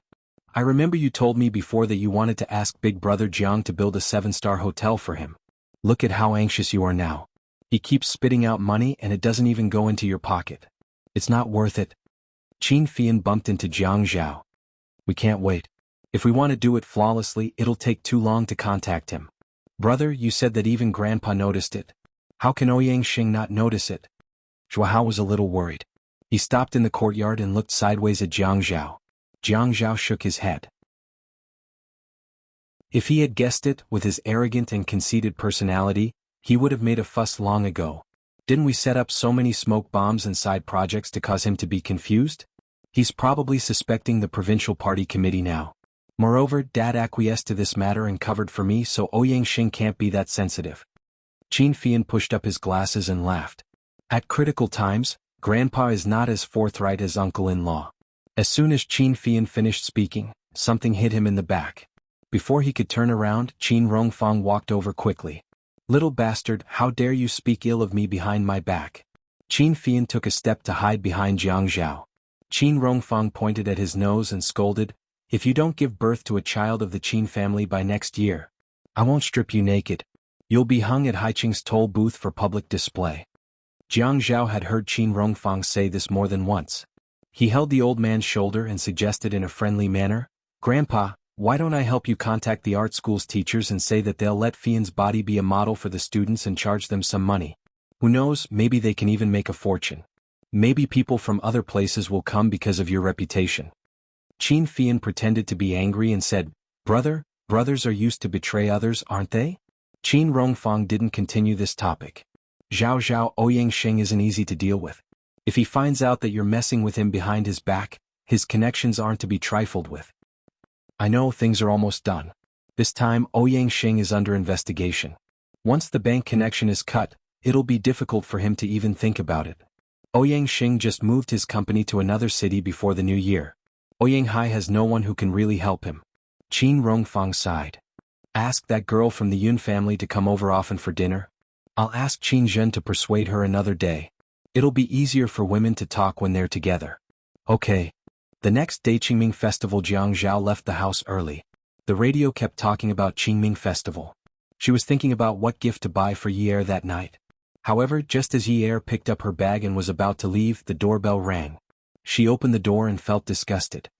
"What are you doing here?" "I'm looking for second brother." "What's the matter?" "I'm pregnant." Yi tightened her grip on the handbag, feeling a little breathless. She hurriedly turned around to hide her expression from Ouyang Yan's eyes. She placed her handbag on the counter in the shoe-changing area, opened it and took out her makeup bag. She stood up straight and looked at the small mirror in her hand to reapply her eyebrows and lips.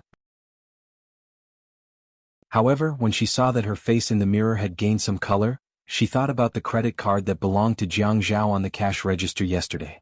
She bit down on her heart, but she quickly calmed down on the surface. She casually took out her phone and dialed a number. She said gently, "Hello, hubby. Your mistress is waiting for you at home. Do you want to book a couple's private room? It's so hard to book a table today." When Jiang Zhao received the call and heard Yi call him hubby, he was stunned and smiled like a happy child in front of Lu Cheng, who was still reporting work. However, what she said next made his expression turn colder and colder. He propped up his chin at Lu Cheng and gestured for him to leave. The woman's voice on the phone was still smiling like a spring breeze, but he could hear the stiffness in her voice. "You're going to be a father. Are you excited? Your mistress has brought you and her baby here to look for you." "Yun Yi, what nonsense are you talking about?" "What mistress? She was fine this morning." Oh Yang Yen, isn't she your mistress? But a mother's status rises because of her son. I'm afraid she won't be your mistress soon. She'll be Mrs. Jiang, right? I have something to do today. I'm hanging up. Jiang Zhao's throat was on fire and he couldn't make a sound. When he took a sip of water and was about to speak, Yi Er had already hung up. When he called again, her phone was turned off. Yi Er hung up the phone and smiled at Yang Yen, who was standing at the door. Oh, how should I address you? Mistress, miss? My husband will probably be back soon. Wait for him at the door. After packing up her bag, she realized that Yang Yen was still staring at her with a smile on her face. Her smile was like spring water, so gentle that it made one want to hold it in their hands and drink it into their stomach. The corners of her mouth were slightly curled up. She was the perfect example of a lady from a wealthy family. No one could find any flaws in her. This green TB*TCH had always been AB*TCH, like a jasmine flower. Yang Yen wanted to enter the door, but Yi Er pushed her and closed the door. He stood at the door and glanced at Yang Yen, who staggered and leaned against the wall. He sneered and said, "Be careful. This house was under my name when I bought it. This is a single-story villa. The place you're standing now is my territory. You came to my house without my invitation. Are you trying to steal something?" Steal? Yang Yen slowly stood up straight and regained her composure. However, she suddenly smiled mockingly. Do I need to? Yes, it's my nature. Yi Er brushed past Yang Yen. I have something to do. You can wait here.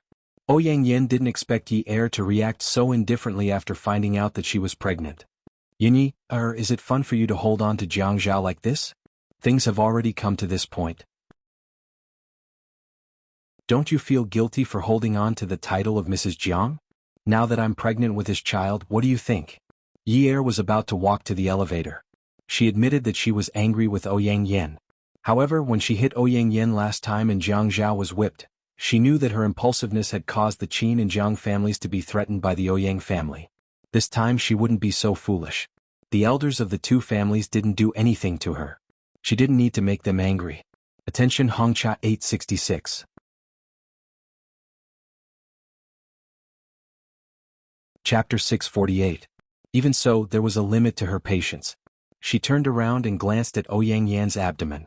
Then she looked at her face and sneered, "What am I afraid of? I'm not pregnant. If I really get divorced, I'll still marry a good man.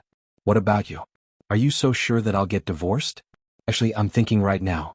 I won't get divorced even if I die. I'll let you bear a big belly until you give birth. As a single mother, what's so great about being able to give birth? Any woman can give birth as long as her body functions are normal. Can you give birth to a rare egg?" Yi Er stared at Yang Yan's belly again and sneered, "But I see that you really can only give birth to eggs when you're with a human." Yang Yan held her head. Too many things had happened at home recently, and she had been dealing with them all the time. Now that Yi Er had scolded her inhumane, she was annoyed and angry. You can't even give birth to an egg. Yi Er saw that Yang Yan was a little angry. This woman changed so quickly. In the past, when they stood together, she really couldn't see any changes in Yang Yan's mood. Now that she was angry, it was so obvious. Why did she feel so happy to see this woman angry? Haha, it's not that I can't give birth to a child. I'm different from you. I'm too young and don't want to give birth at all. We haven't even spent enough time together. Wouldn't it be troublesome to give birth to a child? I'm different from you. You'll be lonely if you're alone. You're not like me. I have a husband to eat with, chat with, sleep with, and travel with my husband every day. If you don't give birth to an egg and come out to play, I'm afraid you'll go crazy and jump off a building. Yi Er didn't continue talking to Yang Yen. She was just showing off. This woman was more sophisticated than her. She was no match for Yang Yen at all. If she stayed any longer, she would be the one who would be angry. She ignored Yang Yen and pressed the elevator button to leave. Yang Yen was really angry at Yi Er's words. Seeing the elevator door close, her watery eyes became as cold as a knife. She gritted her teeth and felt that she had always been too dignified. That was why she was defeated by Yun Yi. Jiang Zhao had loved her before, but she, who had always been cautious, was not as free and easy as Yun Yi. Men liked the new and hated the old. Jiang Zhao must have felt that a woman like Yun Yi was fresh and exciting. She couldn't understand the so-called true nature of a man, but she knew that men were not good people. They were all eating from the bowl and looking at the pot. When Yang Yen left Ninth Mansion, she received a call from Jiang Zhao. Yang Yen, what the hell are you doing? Second brother? Yang Yen slowed down the car and laughed to herself. Yang Yen? Have you forgotten that you've always called me Yun Yun? Do you want to die? Who told you to look for her? It was just a light mockery, but when he stepped on the brakes, it turned into a guffaw. He laughed until tears came out of his eyes. She could hear the man's heavy breathing, and she could hear the sound of his teeth grinding. Since she was young, she had never seen Jiang Zhao angry. Although many people said that Jiang Zhao was not easy to get along with, and although he treated people well, he was actually a little cold and arrogant. Even so, Jiang Zhao treated her well and was almost obedient. When they were young, she was the princess that everyone worshipped. After they got together, she was the princess in his hands. He had never lost his temper and shouted at her. He even viciously said that she wanted to die, didn't she? When Yunyi hit her, not only did he not help, he even grabbed her hand and let Yunyi hit her. After so long, he didn't ask if she was doing well, but asked if she wanted to die. Laughter, cries, and the sound of falling tears. Even if Ouyang Yen cried, she had never cried like this before. Jiang Zhao had already returned to mansion number 9, but there was no one at home. He called Yi Er's cell phone, but she didn't pick up. When he called the store, the clerk who went there early said that the boss hadn't gone to work yet. It wasn't easy for him to calm down his life, but now it was a mess. He felt that God had made things for him, testing his endurance time and time again. Do you only have Yunyi in your heart now? But I'm pregnant with your child. What should I do? Ouyang Yen cried and laughed as she covered her mouth. Do you want to abandon your debt and live happily ever after with Yunyi? Are you dreaming? I won't do as you wish. That's great, that's great. Yunyi must hate you to death. Why do I feel so comfortable? Ouyang Yen wanted to continue, but Jiang Zhao hung up. Jiang Zhao was worried that something would happen to Yi Er, but he wouldn't let anything happen to her. The first thing he should do now was to find her. Yi Er went to the dance studio. She needed to find something to do. She couldn't think about Ouyang Yan's pregnancy. That provocative gaze flashed in front of her, and the dark brown horsewhip lashed out in the air, causing her heart to palpitate with fear reverberating in her ears. Jiang Zhao worked from Monday to Friday. Occasionally he would work overtime on weekends. She basically knew his schedule. When he was free, he would accompany her at home. The two of them would also go to the movies. Although they slept in separate rooms during this period, she felt that their relationship was becoming more normal. They were no longer like before, where they wanted to win or lose in everything. Most of the time he would give in to her. Occasionally he would get a little angry, but if that was the case, she would give in to him. At the end of the day, neither of them wanted a divorce. Even if she minded that matter, she still couldn't bear to part with him. Especially when she felt how good he was to her. Sleeping in separate rooms must have made him hungry, right? In the past, she knew that if a man didn't have enough to eat at home, he would go out to eat. Xia Qian parked her car at the roadside. She got out of the car and called Xiaoya. Sis, I'm at Yi Er's office. I'll come over to look for you later. Xiaoya said, I'll come over to look for you guys later. After hanging up, she went to look for Yi Er. However, Xia Qian followed behind Yi Er and listened to her scolding people. First, she said that people didn't wipe the wall mirrors clean. Then she said that the voice at the reception desk was impolite. Then she said that someone was slacking off early in the morning. Xia Qian finally followed Yi Er to her office. She sighed and said, Yunyi, are you like this at home too? Jiang Zhao likes a woman like you? Oh my god, he has such strong taste. He likes a woman who nags like she's going through menopause. How can he like a woman with such a sharp tongue? Isn't this too tasteless? Yi Er had been angered by Ouyang Yan's bitch attitude this morning. Now that she was provoked by Xia Qian, she almost stomped her feet. She was paired with Jiang Zhao and Jiang Zhao was tasteless? The last time she beat up Ouyang Yan and let Ouyang Xing threaten the Jiang and Qin families, it was not what she wanted. This time she did not vent her anger. Xia Qian happened to be there. She rolled up her sleeves and pounced on Xia Qian. But when she was about to push Xia Qian to the ground and tickle her, Jiang Zhao pushed open the door of Yi Er's office. Yi Er was stunned. She rolled her eyes at Jiang Zhao and stared at him angrily. Xia Qian turned and saw Jiang Zhao. Mayor Jiang, hurry up and drag this commoner's wife out of the office. She is going to turn the world upside down. When Xia Qian said that Yi Er was a commoner, Yi Er remembered Ouyang Yan's noble and reserved manner. Who are you calling commoner? Who are you calling commoner? She stretched out her hand to strangle Xia Qian and Jiang Zhao walked over. He bent down and picked up Yi Er from the floor. He looked at her coldly. Xia Qian stood up. She was an idiot and felt the atmosphere was weird. But her instincts told her that Jiang Zhao wanted to uphold justice for her. Jiang Zhao, you better teach your wife a lesson. She does not behave like a commoner's wife at all. She is such a b*tc. It's embarrassing to bring her out. Jiang Zhao turned and looked at Xia Qian angrily. Xia Qian, seems like you are not comfortable with your internship at the TV station? Xia Qian finally realized that they were husband and wife. Her job was arranged by Jiang Zhao, and it was easy for her to get into the city television station. Many low-ranking officials and their families could not even get the chance to be an intern. Who knows how many red packets they would have to bribe them. However, she did not spend a single cent. She was a person who did not forget to dig the well. When she saw Jiang Zhao, he was her benefactor.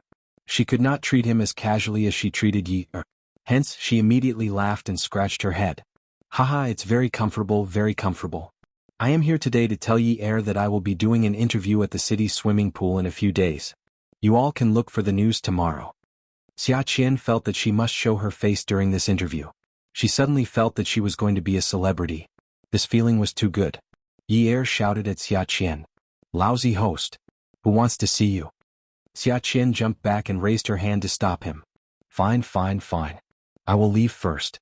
You can come and see me again when I become an unbreakable host. I feel that your yin and yang are out of balance and you have a bad temper. I suggest you go to a doctor to recuperate. I have been following a program recently. The TV station is doing a health program that focuses on how to maintain one's health and recuperate. I suggest you take a look. Xia Qian, if you continue to stay here, I am afraid you won't be able to escape the interview at the swimming pool. Many people are trying to squeeze into that internship. Jiang Zhao had just finished speaking when Xia Qian's voice reached the corridor. I am leaving. I wish you all a blissful marriage. When Xia Qian arrived at Xiaoya's workplace, she sighed and told her about what had happened at Yi Er's place. Sis, Yi Er is so unrighteous. She actually wanted to fight with me. She is such a shrew. There was a stage in front of Xiaoya. The stage was wrapped in a wedding gown. The white gauze flowed on the ground, leaving a happy trail behind it. Xiaoya's hand was under her chin, covering the area below her nose. Her eyes were clear and bright as she stared at her work. It was as if there was a living person standing in front of her. She saw the beautiful smile on the bride's face. Although the bride had beautiful shoulder blades, her neck was a little short. The bride was also a little conservative. If the gown was changed to a V-neck, would the bride be able to accept it? There were accessories and lace on the work table. She picked up 2 pieces of luxurious hand-knitted lace and imagined how the wedding gown would look like after the change. She placed the lace on the shoulder straps and pulled it down to the cleavage at the chest. Then she picked up the sketchbook and pencil on the work table. She erased the top half of the wedding gown with an eraser and sketched seriously. The lace sleeves were slightly blistered and stretched all the way to the chest. The V-neck looked deep, but the faintly discernible lace was able to block the glow that everyone coveted. The lace on the sleeves was changed again. The density of the silk flowers was higher than the lace on the chest. The texture was soft. The bride's shoulders were too thin and the bones on her shoulders were too protruding. The lace sleeves just wrapped around the bones. Songshu 566.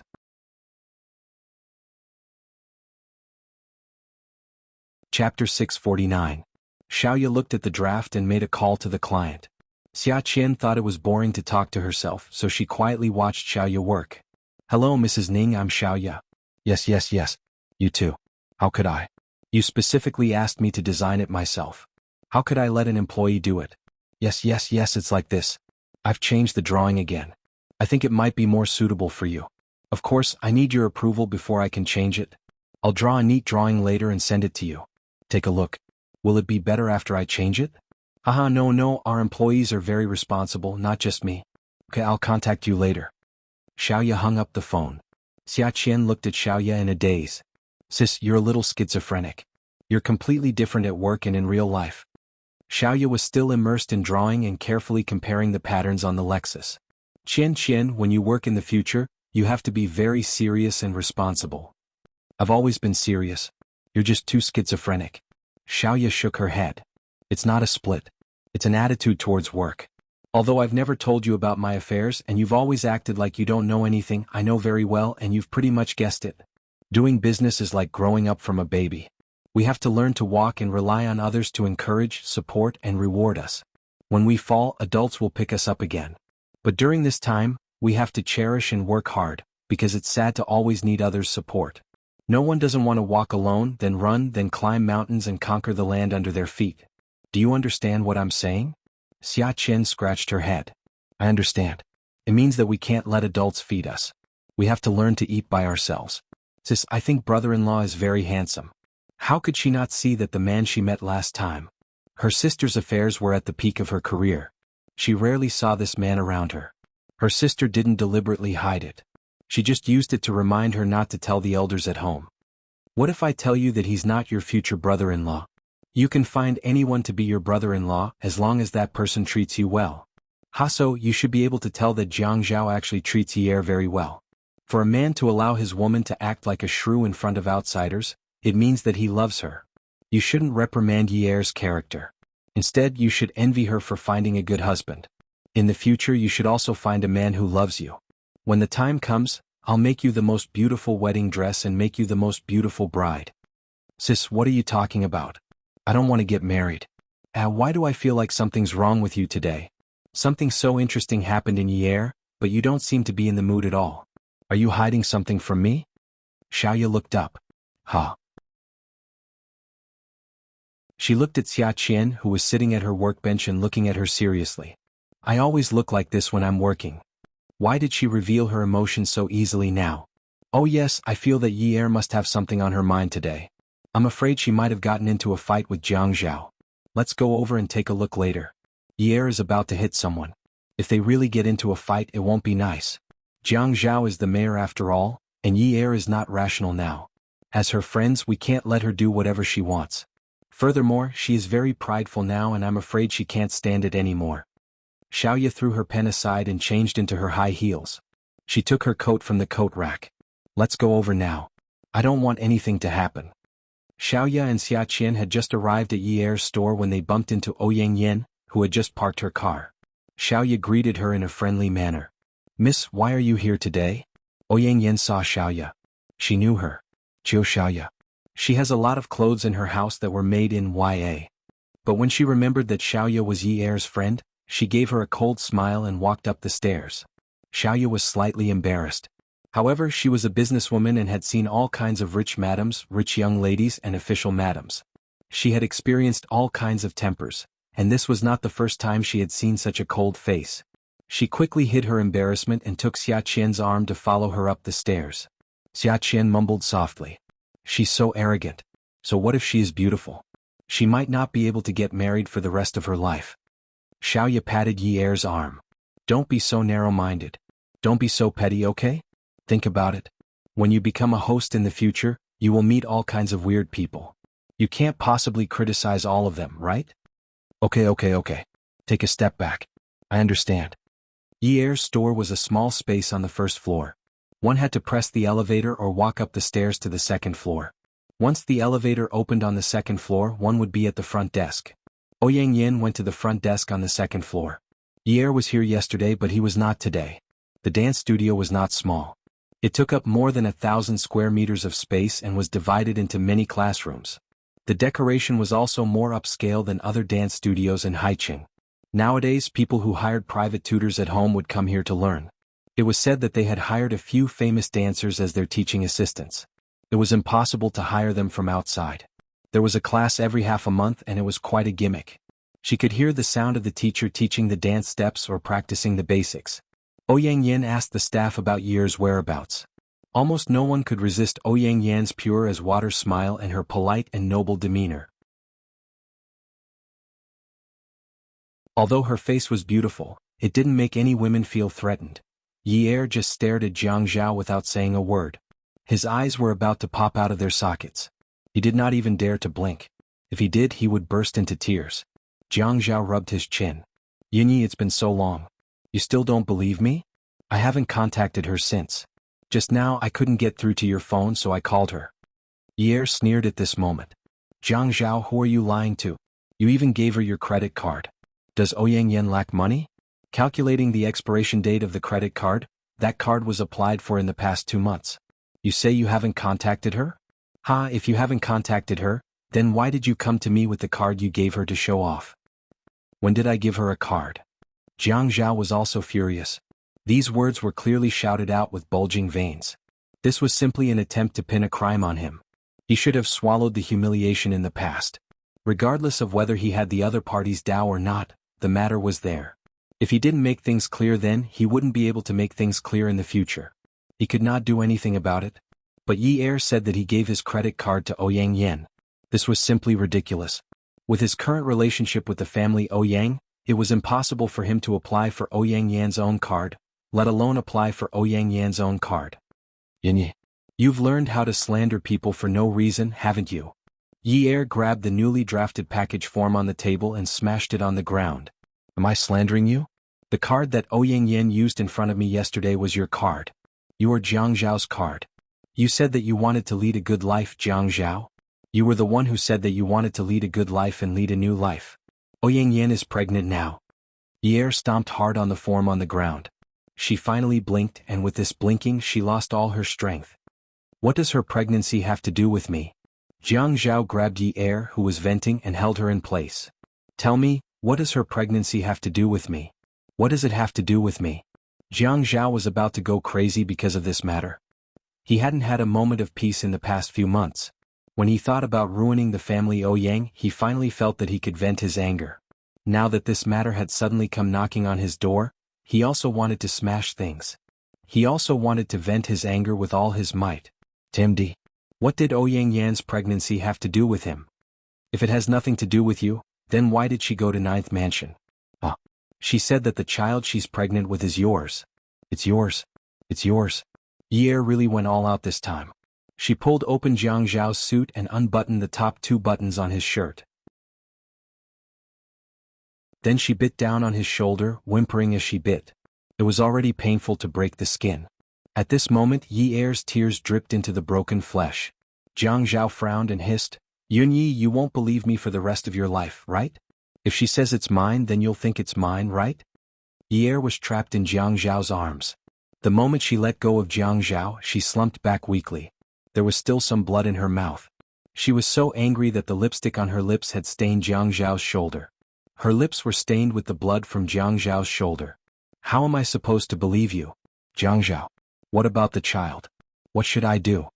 Jiang Zhao was so angry that his tall body was trembling. He reached out to grab Yi Er's shoulder and shook her forcefully. When he glared at Yi Er, his eyes were filled with anger and disappointment. I told you. It has nothing to do with me. I didn't sleep with her. How many times have I told you that I don't have any memories of that period of time? How many times have I told you that I don't remember sleeping with her? I don't feel anything at all, Yunyi. You'll never believe me.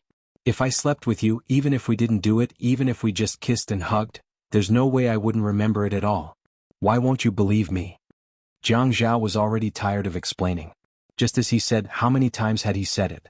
How many times had he said it? But Yi Er always judged him based on what other men did. In her eyes, even if a man was caught in bed, he would say that he was seduced by another woman. Even though the office door was closed, the 3 people outside could still hear the argument inside. Even though Xiaoya was quick-witted, when she heard the argument, she went to look for the supervisor and asked her not to come to the office. The supervisor was familiar with Xiaoya and knew that Xiaoya and Yi Er were good friends, so she agreed to let Xiaoya go. She even called out the person in the finance office and told her not to work for now. If anyone wanted to come to the office or finance office to look for Yi Er, the supervisor would stand at the end of the corridor and send them away. Xia Qian wondered if she should go in and persuade her. Xiaoya pulled her back and glanced at Ouyang Yan, who was standing beside them.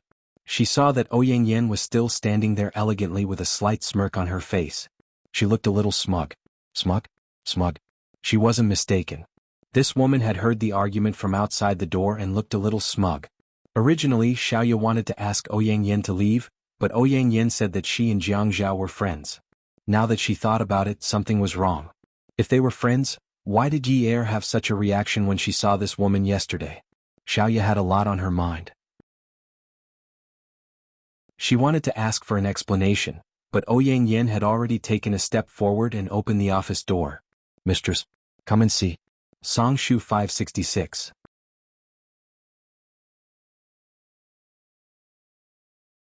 Chapter 650. A word suddenly popped up in Xiaoya's mind. She pulled Xia Qian and followed in. If this woman was really the person she was thinking of, she couldn't let this woman bully Jiang Zhao and Yi Er were stunned. Ouyang Yin smiled faintly. Xiaoya and Xia Qian followed closely behind Ouyang Yin. Xiaoya was a little shrewd but Xia Qian was a little confused. Brother heir, you can't be so irresponsible with your words. What do you mean the child isn't yours? I've never slept with another man. How are you trying to deny it? The child is real. You can't deny it even if you want to. So, you're going to be a father. Are you happy? Ouyang Yin was just like that. Her face was still dewy. With a face like hers, no one could tell that the word she said could provoke Yi Er to death. Yi Er finally understood why so many people had high blood pressure and heart disease. Some people got it from eating too much while others got it from anger.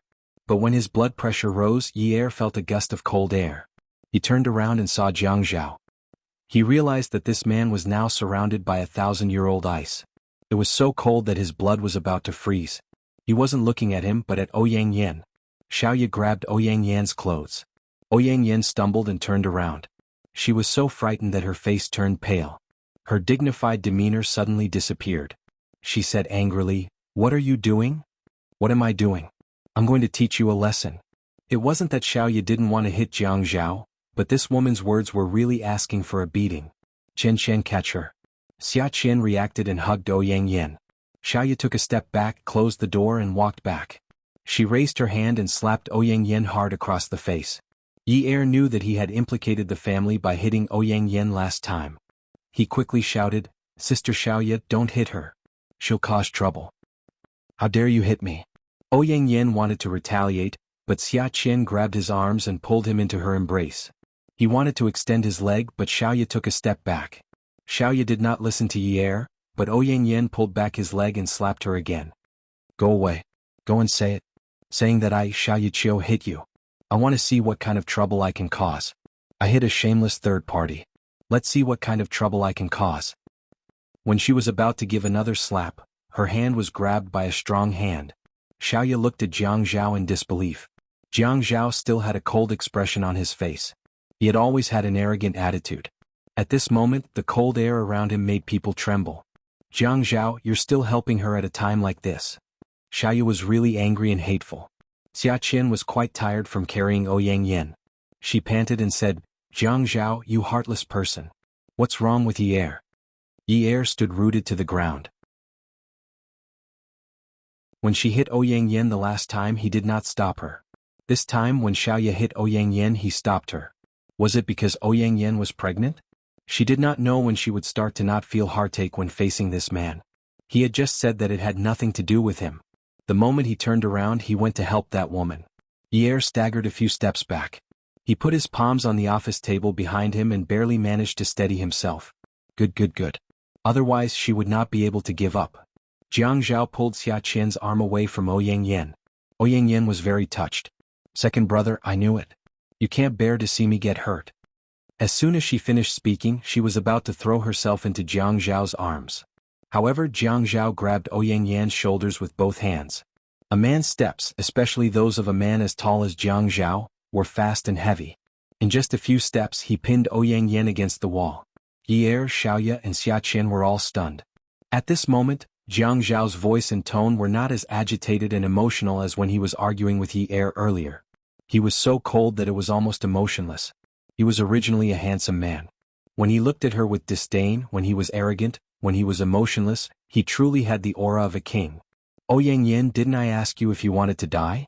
"Ouyang Yin, I've never hit a woman." The corners of Jiang Zhao's mouth curled up slightly. Usually, Qin Fian's smile was the most enchanting, but at this moment, Jiang Zhao's bone-chilling aura suddenly blossomed into an evil smile. It was so enchanting that it made people suffocate. Ouyang Yin was absent-minded for a moment. "Ouyang Yin, I've never hit a woman. You said that you're pregnant with my child. Good, very good." The smile at the corners of Jiang Zhao's mouth slowly faded. His voice was almost cold as he murmured, "I want to see if it's my child. I've said before that I've never hit a woman. I'm not hitting a woman.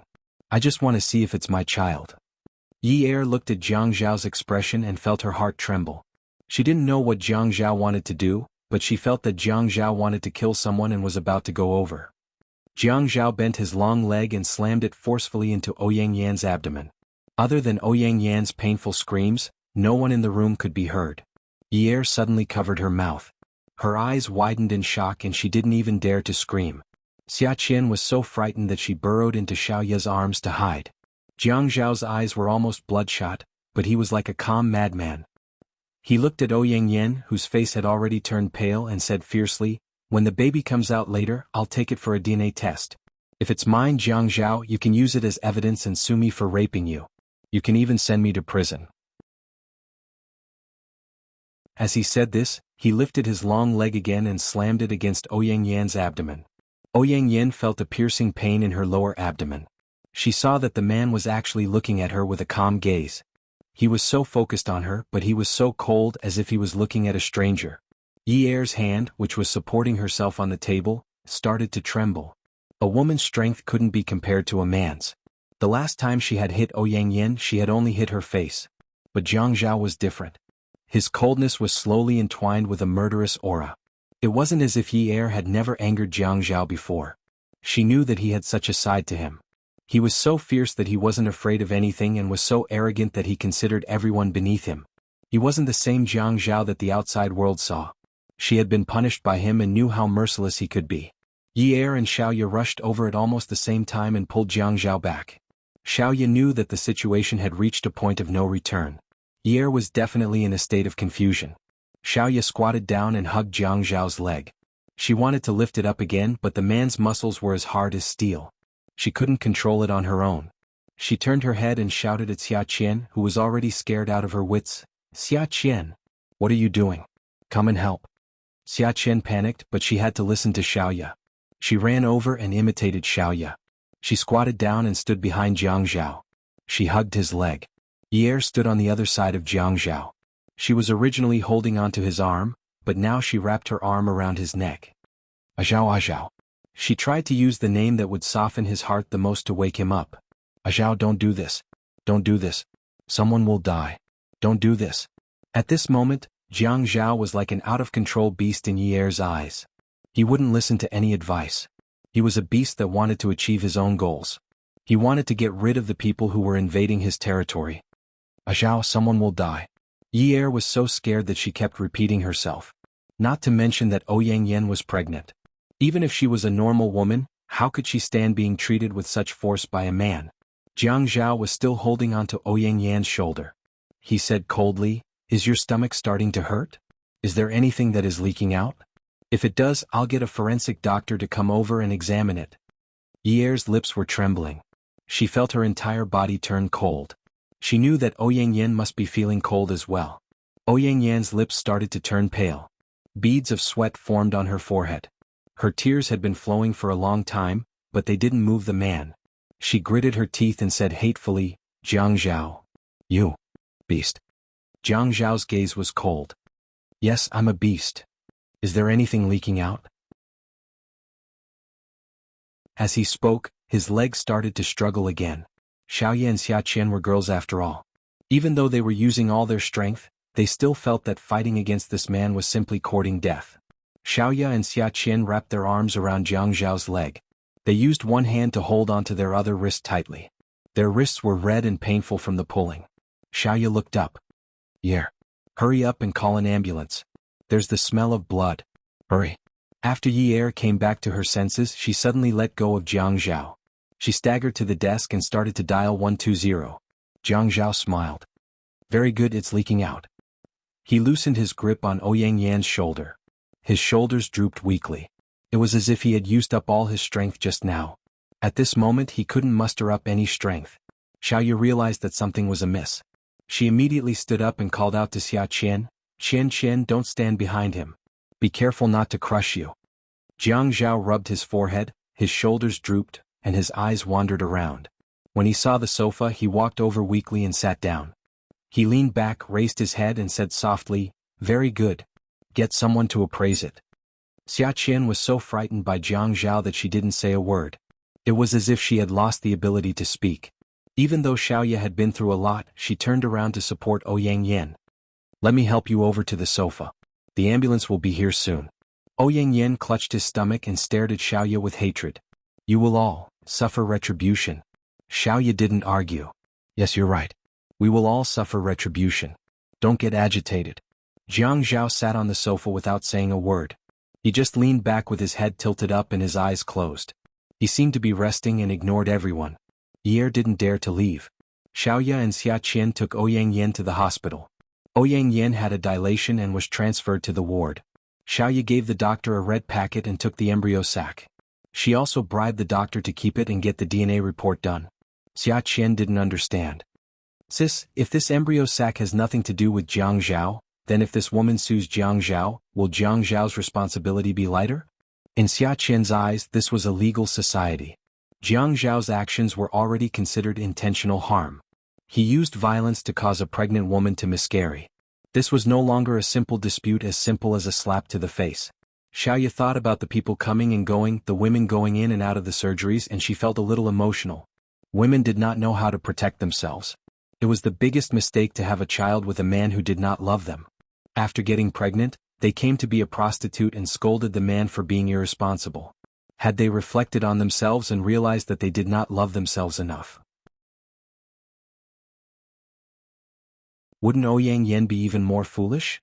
Sis. Xia Qian looked at Xiaoya, who was in a daze, and called out again. Qian, remember this. When you have a boyfriend in the future, the first thing you need to do is not to learn how to love him, but to learn how to prevent pregnancy. Sis, you're so annoying. Xia Qian didn't have a boyfriend yet. When Xiaoya said this, she couldn't help but feel uncomfortable and embarrassed. A powerful novel. Xingwu 799.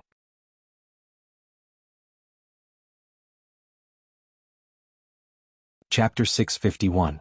Xiaoya held Xia Qian's hand. Her own hand was not as warm as Xia Qian's and was very cold.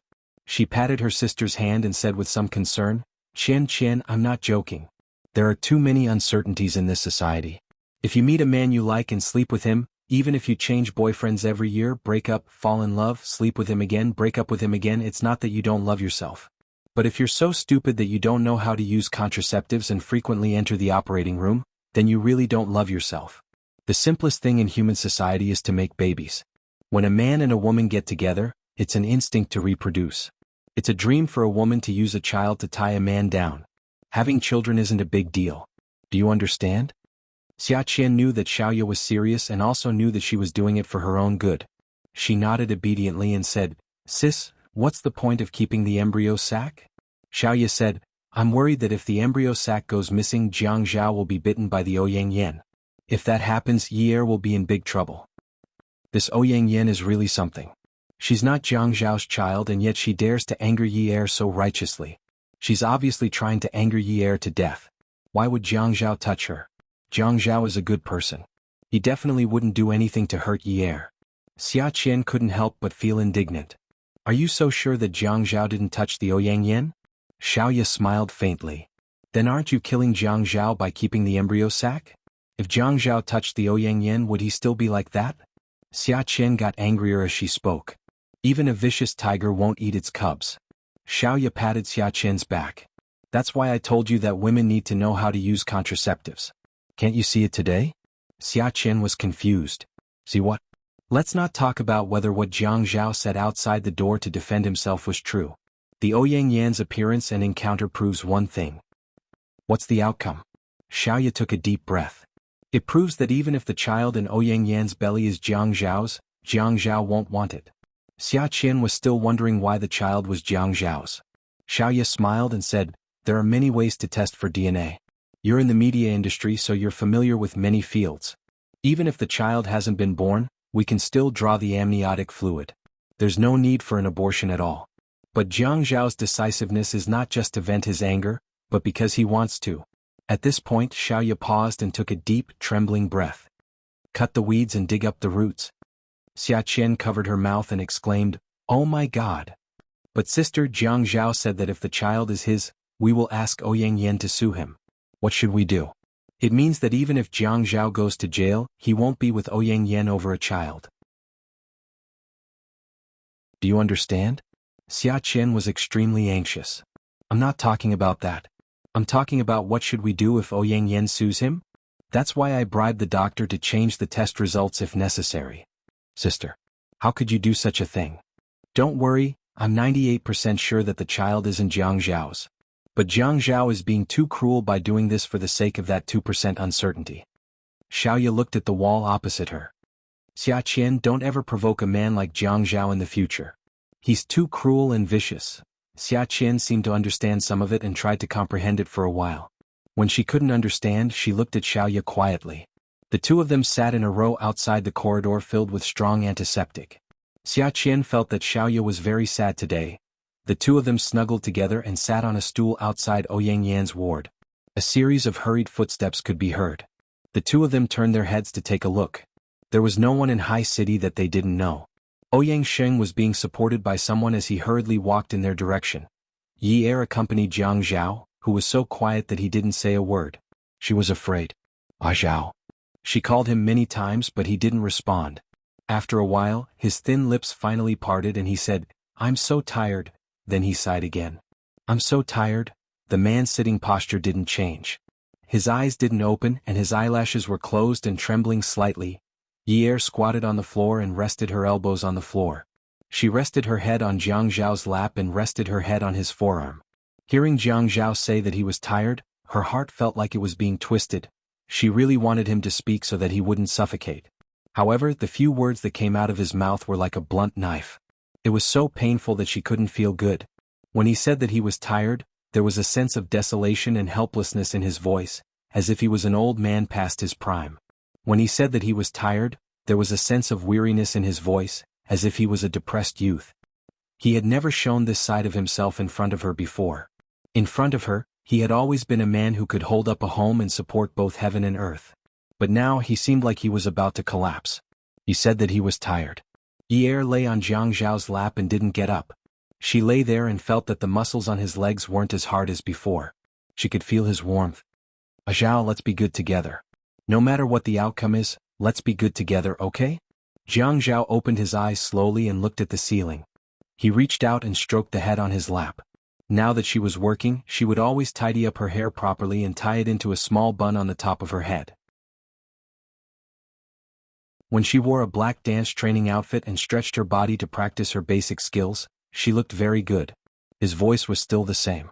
It sounded lonely, desolate, powerless, weary, but it also sounded like he was confiding in her. He spoke slowly and paused occasionally. "Yunyi, you're right after just now.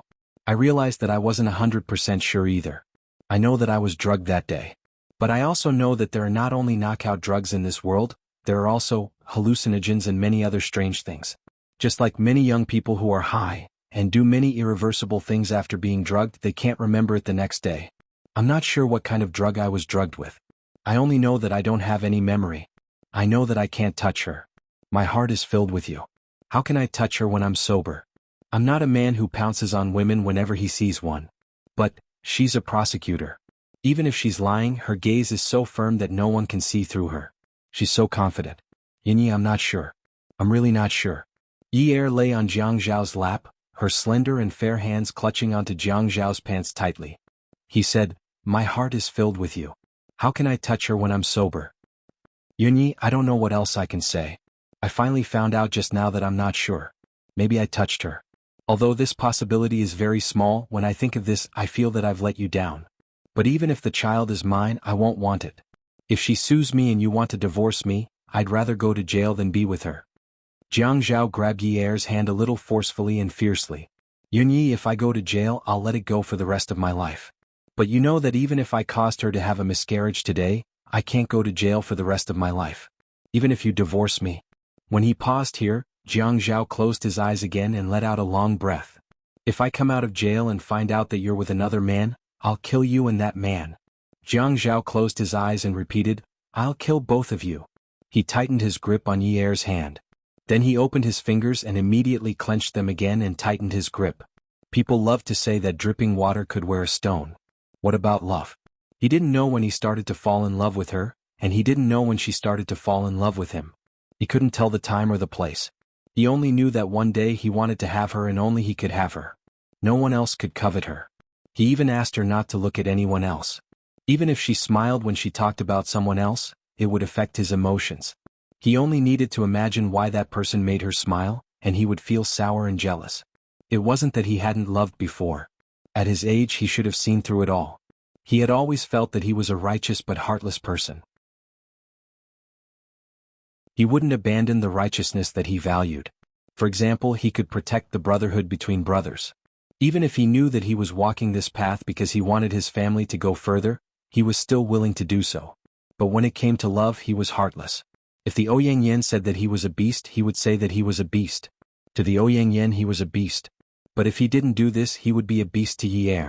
He had no choice but to choose between the two. He almost never thought of choosing. He was afraid of being tortured. But he had never been a man who was afraid of being tortured. But in the past few months he had suffered enough. Sometimes he would even give up and think about what was wrong with him. For a man like him, he could find any kind of woman. What was so good about Yi? He was so thick-skinned to please her. Whatever she wanted to do, he would let her do it. Following a woman's wishes and doing what he liked was his demeanor. Under normal circumstances he should get something in return. But he didn't get it. He still got her distrust and her unforgiveness. He had done something wrong and then she confronted him. He couldn't threaten her like before. Your brother, your father, your other people. Then when she heard his threats she would be like before. She held his arm and said, "Master, you're so nice." He had been working hard to build trust. He wanted to break through. He wanted to go back to the time before that night. He only wanted to remember that she said, "Jiang Zhao, I love you." He didn't need to remember the rest. He didn't need to remember it. He often thought about it. He had missed it for so long. He could make up for it in the future. Although they were living separately, their relationship was becoming more like that of a brother and sister-in-law. They didn't always try to please each other. Their lives were becoming more and more like a normal life. But the news of the Ouyang pregnancy almost interrupted all of his plans and dreams. Yi started to distrust him again. She bit him. Last time when she caught him, his sister was in bed, she didn't hit him. This time she bit him and didn't hesitate to make him bleed. He knew that she was desperate. He couldn't imagine how long their marriage could last.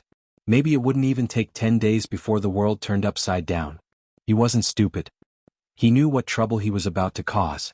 Even though the family Ouyang was starting to get tired of dealing with their debts, a starving camel was still bigger than a horse. The Ouyang wasn't a girl from an ordinary family. He was the main person responsible for her miscarriage. He was the perpetrator. But he would rather do that. He didn't want to suffer that kind of torment. He didn't have time to waste with the Ouyang. He knew how smart she was. He also knew that she was best at psychological warfare. He could accompany her in this psychological warfare, but Yi couldn't. Yi didn't have that kind of quality. He could only cut the weeds and eliminate the roots. A thought suddenly arose in his mind. No matter if it was true or not, he had to be 100% sure that the dust would settle. He knew that he couldn't retreat. There was lava in front of him and behind him was a cliff. He would either burn to death or fall to his death. But he couldn't just stand there and wait until he died of anxiety. Awesome novel Xingwu 799.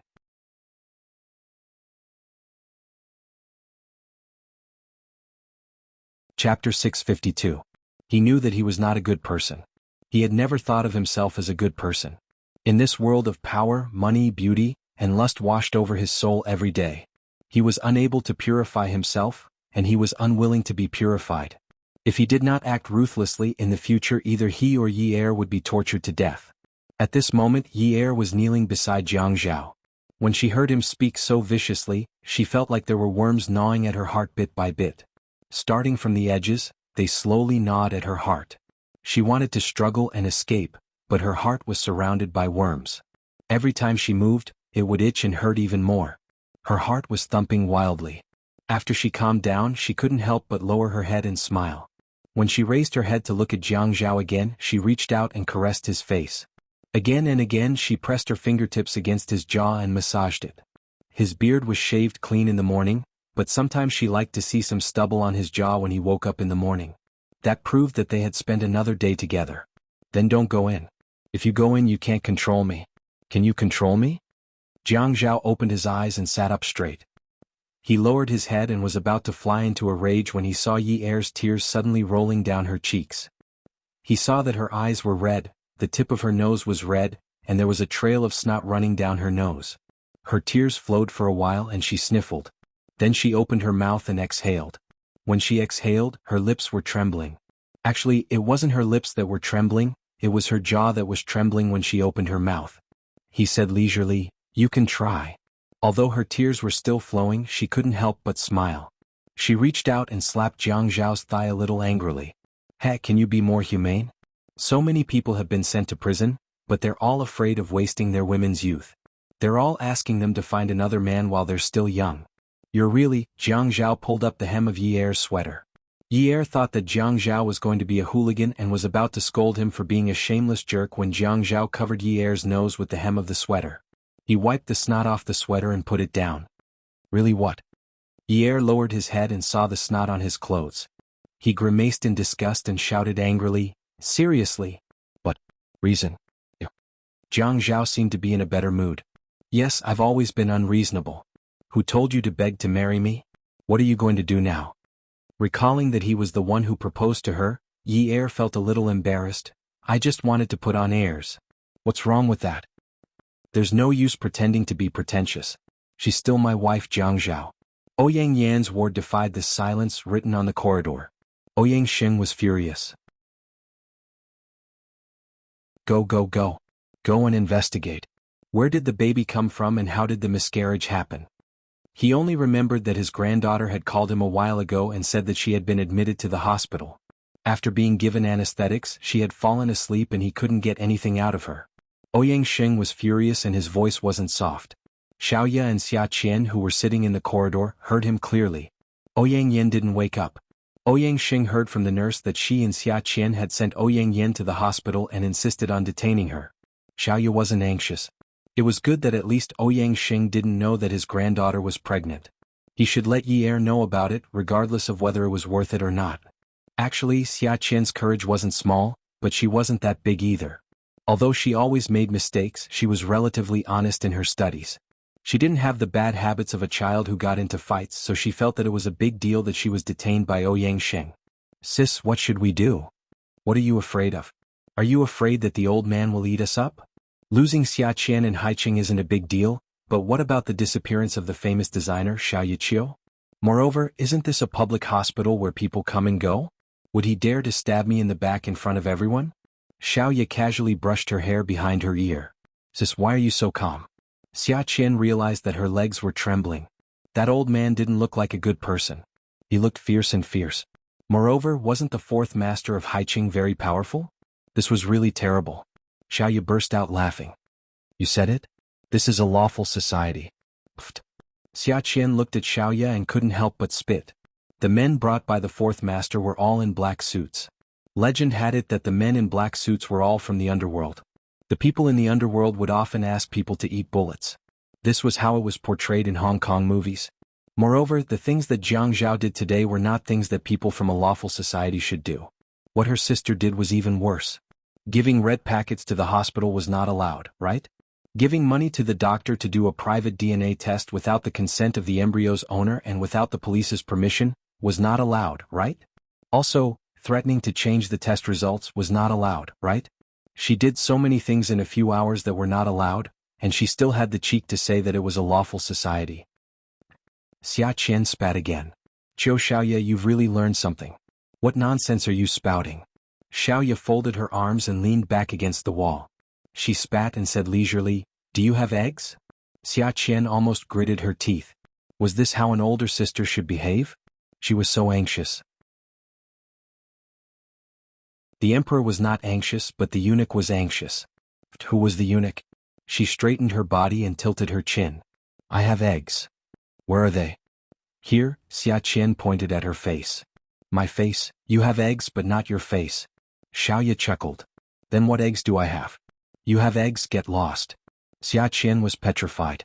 As a member of society with a sense of justice, facing such a cold-blooded person who did not care about worldly affairs, what else could she do but be petrified? After talking for so long, this cold-blooded person refused to say anything. What should she do? She spouted a bunch of eggs. She really had to hand it to her. "Sister, if you're so good at bullsh *ting, why didn't you learn how to be a host? Why did you learn fashion design?" Xiaoya was still laughing, but at this moment, her face darkened and her nonsense turned into a scream. "Xia Qian, why don't you take care of yourself? Why do you care so much about me? Aren't you embarrassed? Other students with good grades find their own internships. What about you? You got in through the back door. Are you embarrassed? If you want to get in through the back door, then go to me or your boyfriend. You actually went to your friend's husband to get in through the back door. You still have the nerve to say that you have a face? Where is your face? Why didn't I notice it? Yo Chiu Xiaoya. You've learned something new. Just as the two of them were about to start a war of words, the door to the ward opened. A man in a black suit came out and shouted, "What are you arguing about? You're disturbing the patient's rest." CKU. Xiaoya's heart was filled with anger. She stood up and shouted back, "Who's King noisy? Is your voice louder or mine?" Xia Qian realized that something was wrong with Xiaoya and immediately went over to pull her back. "Sis, let's stop arguing." Xiaoya pushed Xia Qian away. "Are you a coward? Can't you tell who's pulling who in a fight? You're pulling me because you want me to get beaten up, aren't you?" The originally quiet corridor of the hospital became louder and louder. It was so loud that Ouyang Xing stood at the door and glared at Chiu Xiaoya. "My granddaughter hasn't woken up yet. Be quiet." Xiaoya liked to dress enchanting and sexy. The weather in the middle of February was not too cold. She wore a tight short skirt and a woolen coat. Her high heels were on her feet, and the woolen coat was open.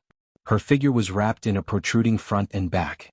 Her appearance was originally cold and elegant. At this time, her arms were crossed in front of her chest, and she was leaning. She looked a little cold. She slanted her body and sneered contemptuously. Her face was too enchanting and beautiful. "What a joke. How much do I earn in a day to stay here and wait for your granddaughter to wake up? It's good enough that I didn't ask you to pay for my losses.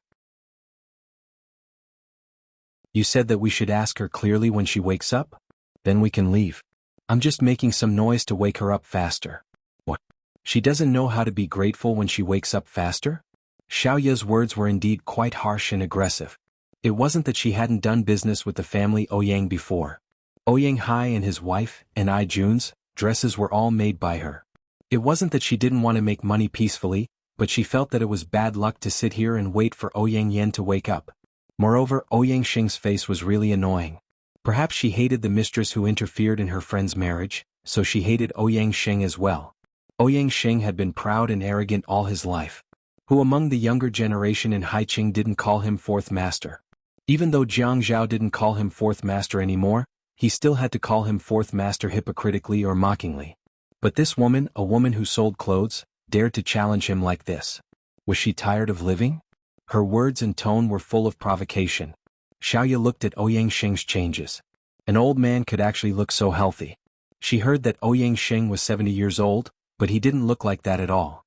His face was flushed red and full of murderous intent. Xiaoya held her breath and looked at Ouyang Xing with a provocative gaze. Xia Qian's heart was in her throat. She really hadn't seen much of the world. She had a heavy heart and instinctively retreated when she felt danger. This was human nature. There wasn't anything wrong with it. She just felt that Ouyang Xing wasn't easy to get along with and that she should stay away from him and not offend him.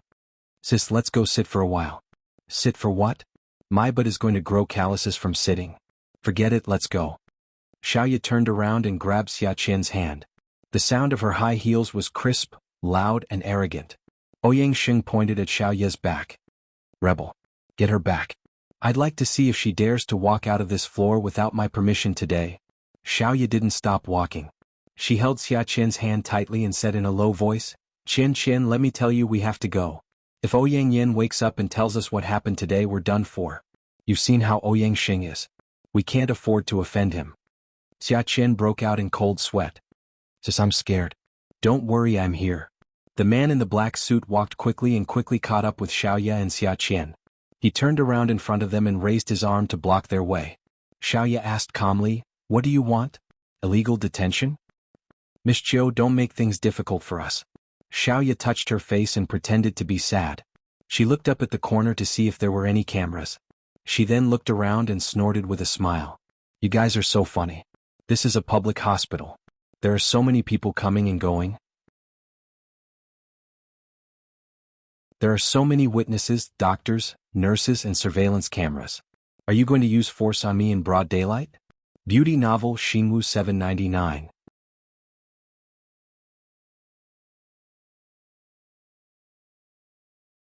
Chapter 653. Miss Zhou, we're just asking you to go back.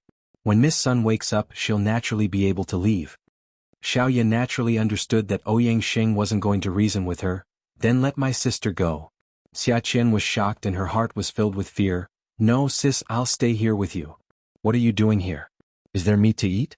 Does the disinfectant smell good?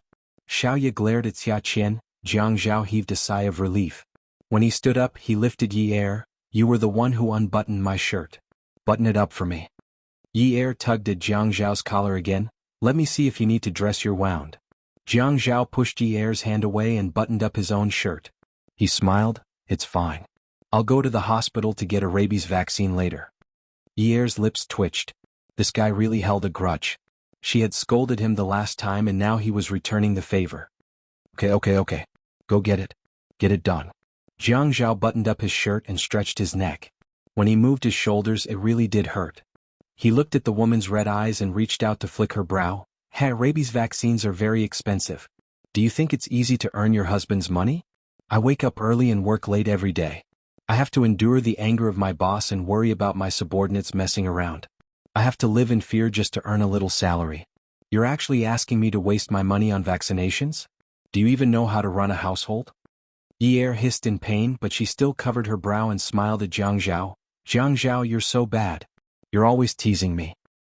If I didn't tease you, who would I tease? If she wasn't my wife, I wouldn't even bother teasing her. I wouldn't even bother wasting my breath talking to her. You don't know what's good for you. Yi Er knew that if they were to talk nonsense, there was no way she would be able to outtalk Jiang Zhao. Just as she was about to admit defeat and call a truce, Jiang Zhao reached out and grabbed the back of her head. With a gentle tug, he brought her in front of him. On her forehead, he pressed his lips forcefully against hers with his unique warmth. Moi, I'll go to the hospital to have a look. It's not right to leave Xiaoya and Xia Qian there. I think Ouyang Xing is also there now. I'll go with you. Don't go. Ouyang Yan is injured now. Ouyang Xing must be very angry. It's not good to have another target if you go. I'll calm down when you're not here. To Yi Er's relief, after that incident, Jiang Zhao never called Ouyang Yan Yun Yun. She really shouldn't have gone. With her around, he was always impulsive. I'm not going. You go. When Yi Er said this, her voice was calm and there was a hint of a smile on her face. When she reached out to stroke the collar of Jiang Zhao's suit, it was soft and gentle. It was as if she was steadily stroking his heart. Jiang Zhao suddenly realized that Yi Er had grown up. She had grown up all of a sudden. Just as Jiang Zhao's car drove into the public hospital, a flashy silver Bugatti also drove into the hospital. At that time, the ambulance was in a hurry and he didn't think of asking Yi Er to call a private hospital. However, Zhuang Yichen drove his own car over. He probably heard the news halfway and rushed over without even changing his car. It seemed like he was a little late. Zhuang Yichen sat in the car. Li Yong, who was in his 40s, had just parked the car. He turned his head and said, "Young master, I'll go up. You should wait in the car." Zhuang Yichen rubbed his chin and was a little annoyed. "Let's go up together. I don't believe that Ouyang Xing really dares to detain people."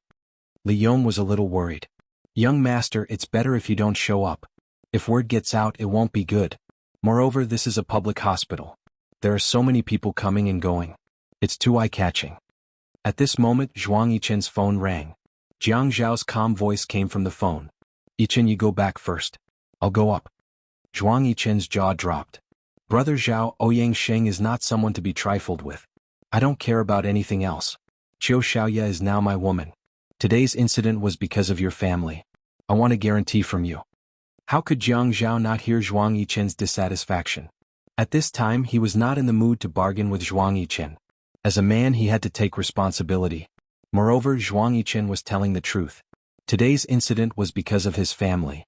It was all thanks to Qiu Xiaoya and Xia Qian. Otherwise, it would have been a pot of rotten porridge. Zhuang Yichen should be responsible for the entire incident. "Okay, I promise she'll be fine. I'll wait downstairs for a while. If she doesn't come down in 20 minutes, I'll go up." Zhuang Yichen took a deep breath and said calmly, "I'll wait for your news. I'm hanging up." Jiang Zhao turned off the engine and hung up the phone. He opened the door and got out of the car. The man in the black suit refused to let Xia Qian go first. Xiaoya was in a deadlock with the man. Even though the inpatient area was quiet and Ouyang Xing was famous, it still attracted the attention of some curious people. Jiang Zhao got out of the elevator and stood at the door. He stretched his back and walked towards Ouyang Yan's room in the inpatient area. When Xia Qian saw Jiang Zhao, she hugged Xiaoya's arm in surprise. She didn't care whether they were in the inpatient area or not. She screamed excitedly, "Sister, Jiang Zhao is here."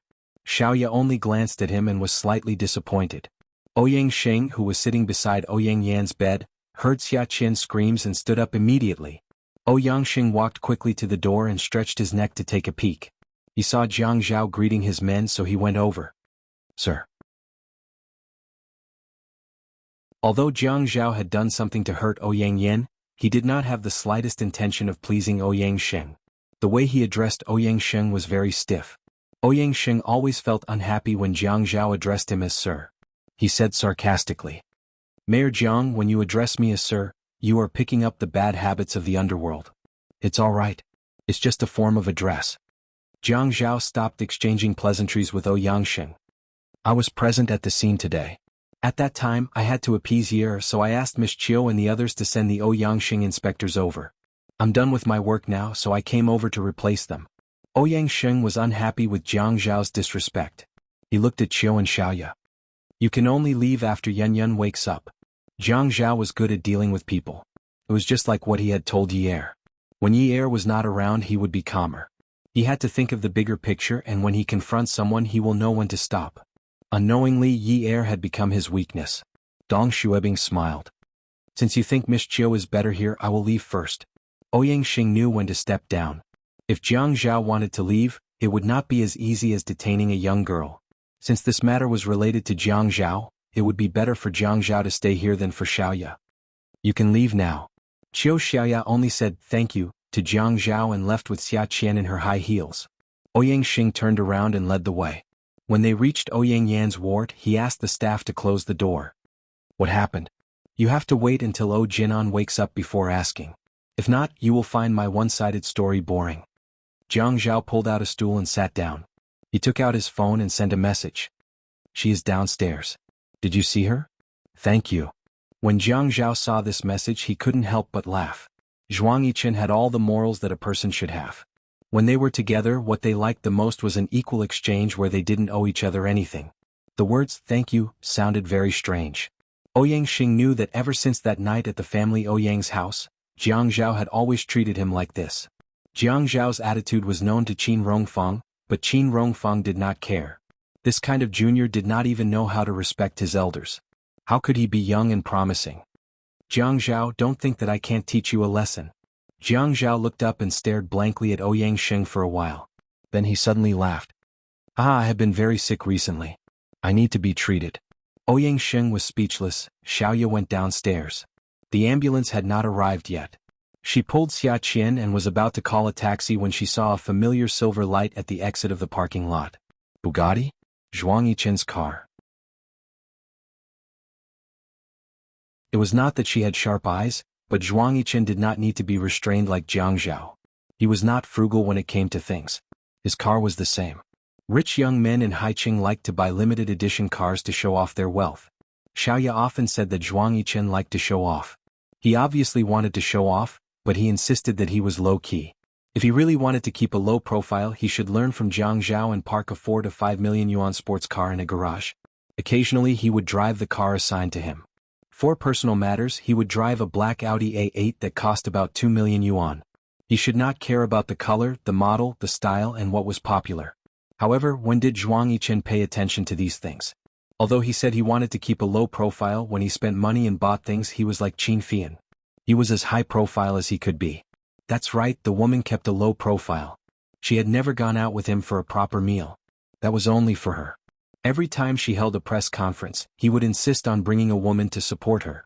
It was as if he was afraid that she did not know about his taste and charm. Xiaoya stomped her foot. She was angry. She had to find a man and get married. "I don't want to fool around with him anymore." Zhuang Yichen, who was sitting in the car, had a ruthless look on his face. He leaned his head back and pressed his forehead. "Uncle Li, turn off Qiu Xiaoya's custom-made products. Let her have some debts." "Young master?" Li Yong was so shocked that he almost stepped on the brakes. He thought he had heard wrongly. Zhuang Yichen could be said to be brought up by him. He had never taken advantage of a woman, let alone treat her unfairly. How could he take back what he had given out? He must have heard wrongly. Really? She doesn't know the immensity of heaven and earth. She thinks that just because she has some ability she can offend anyone and is not afraid of anyone. She is too complacent and does not know how to seek advantages and avoid disadvantages. This is not good for her. She must be taught a lesson. Otherwise she might even lose her life like today. This lesson should be enough for her to reflect on. But isn't everything fine now?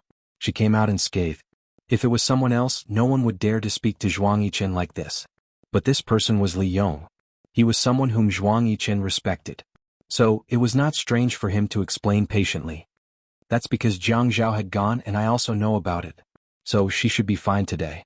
Otherwise, with Ouyang Sheng's arrogant and conceited character, how can he not teach his enemy a lesson when he knows about it?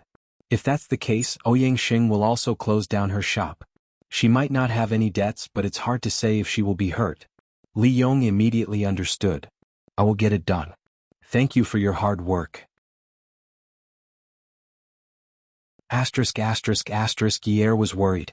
Although she was calm when Jiang Zhao left, she thought about him going to the hospital and Ouyang Yan losing her child. What will happen?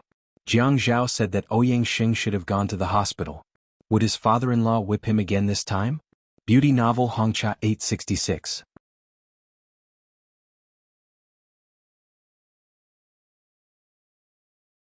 Chapter 654.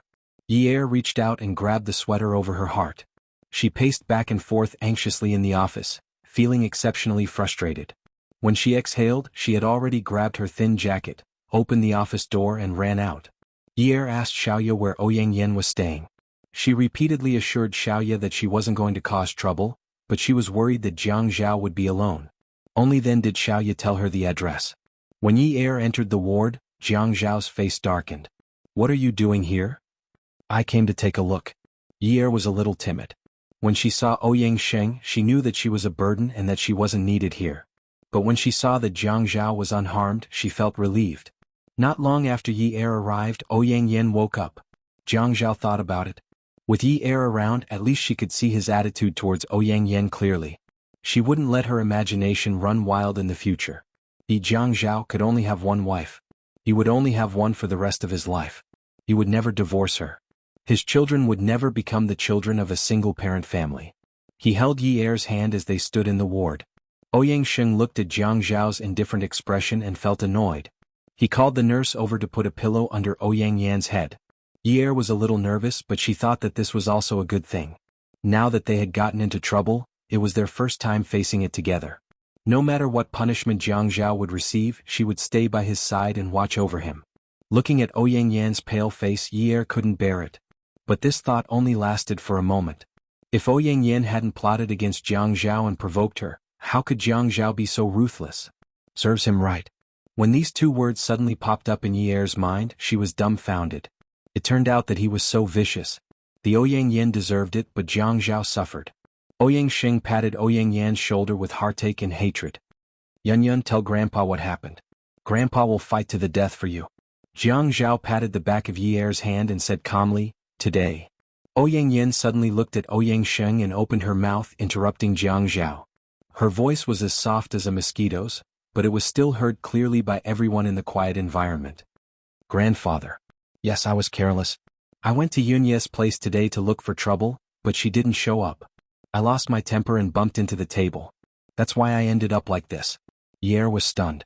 Jiang Zhao was astonished. Ouyang Sheng was annoyed. Why did you go look for her for no reason? It's my fault. What happened to the child? Ouyang Sheng just remembered that he still didn't know.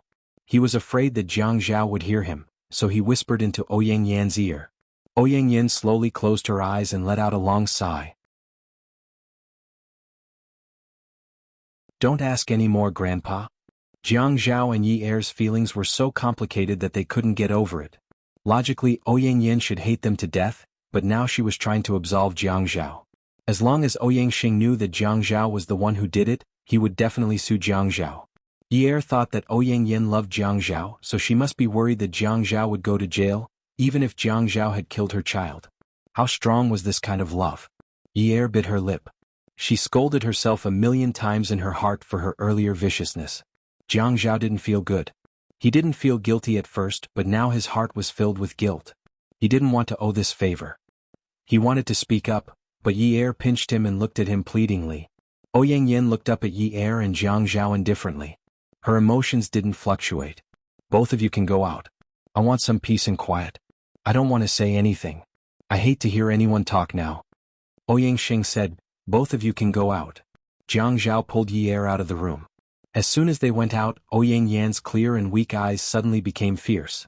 Her hands clenched into fists under the quilt. She didn't want the child in her stomach. She lost it, then so be it. But she hated Jiang Zhao for being so heartless. She knew that Jiang Zhao must have thought that the child in her stomach could be his, so he did this to her. So it turned out that the fact that she was pregnant with his child made him want to kill her. She swore she would never let this adulterous couple off. Ouyang Yan came back to her senses. She looked at Ouyang Sheng, who had a suspicious look on his face. She looked ashamed and smiled gently.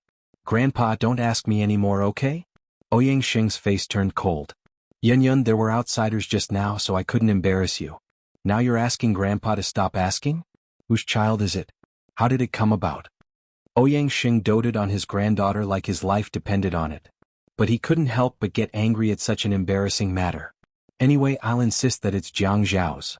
Ouyang Yan closed her eyes and rubbed her temples impatiently. "Yun, you've changed a lot in the past few months." Ouyang Sheng couldn't help but feel disappointed. His granddaughter wasn't like this in the past. Now, even her expression is starting to change. Ouyang Yan opened her eyes and laughed at herself. Slowly, she said weakly, "Grandpa, I think it's good to be like this now. In the past, I had to do my best because I'm a member of the family Ouyang. I had to be dignified and generous.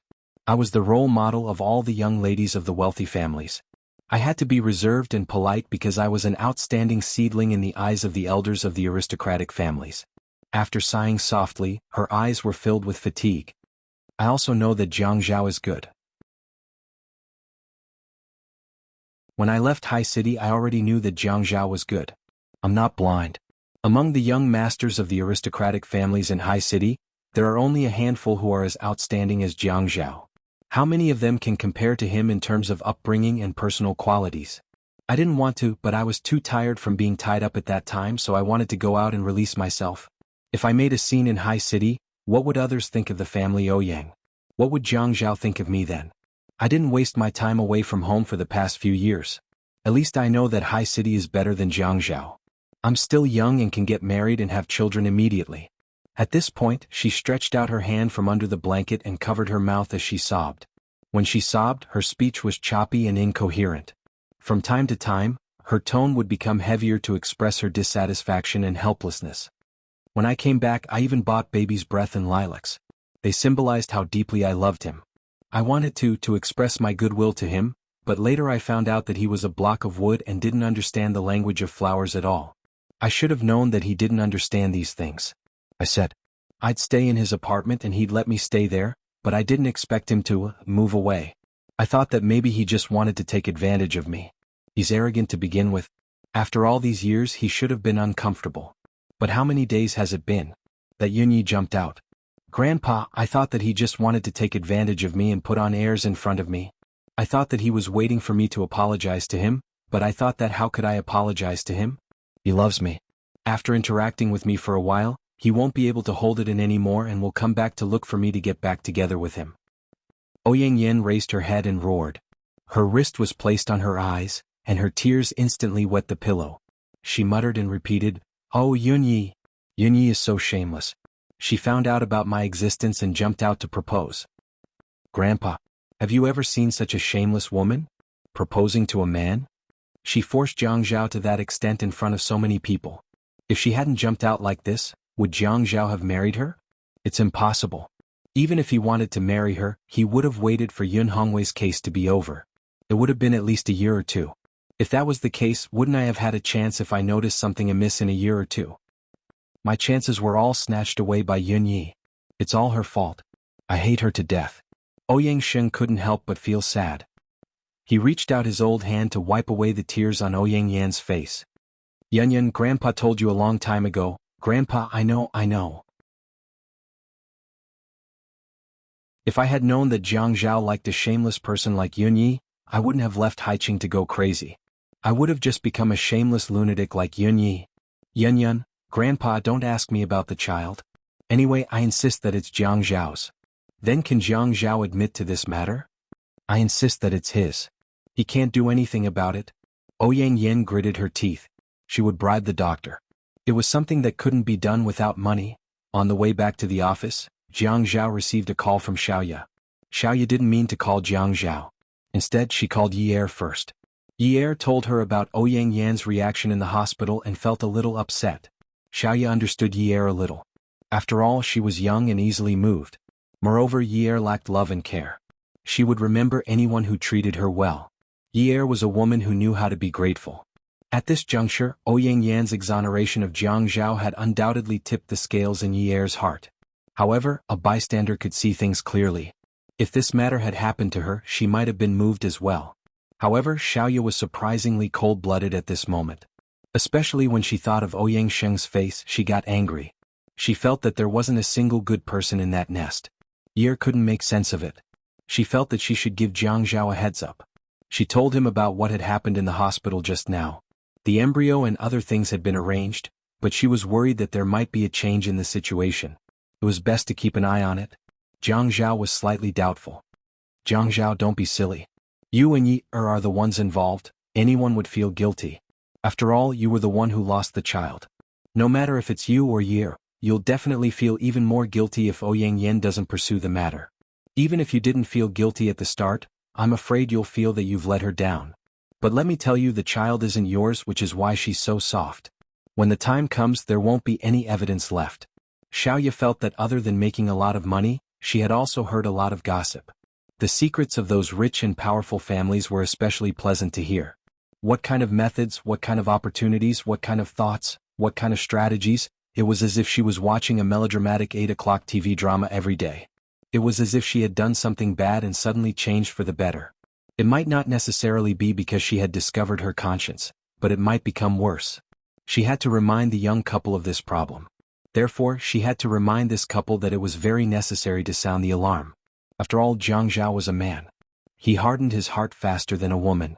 Just now, he had let his emotions get the better of him. Intuitively, he felt that Ouyang Yan wouldn't pursue the matter anymore. Now that he thought about it carefully, he felt a little uneasy. Actually, regardless of whether they pursued the matter or not, this matter would be troublesome in the future. If they pursued the matter, it would be fine if it wasn't his child, but what if it was? If they didn't pursue the matter, then it could be said that it was 100% his child. Both choices had risks, but after all, he trusted his own judgment more. The DNA test had to be done. This concerned his future life, and he didn't want Yi Er to have a knot in her heart. Okay, I will keep an eye on this matter. After Jiang Zhao agreed, he sighed and said, Xiaoya, I'll have to trouble you. It's no trouble at all. I'm just free. Just take good care of Yi Er.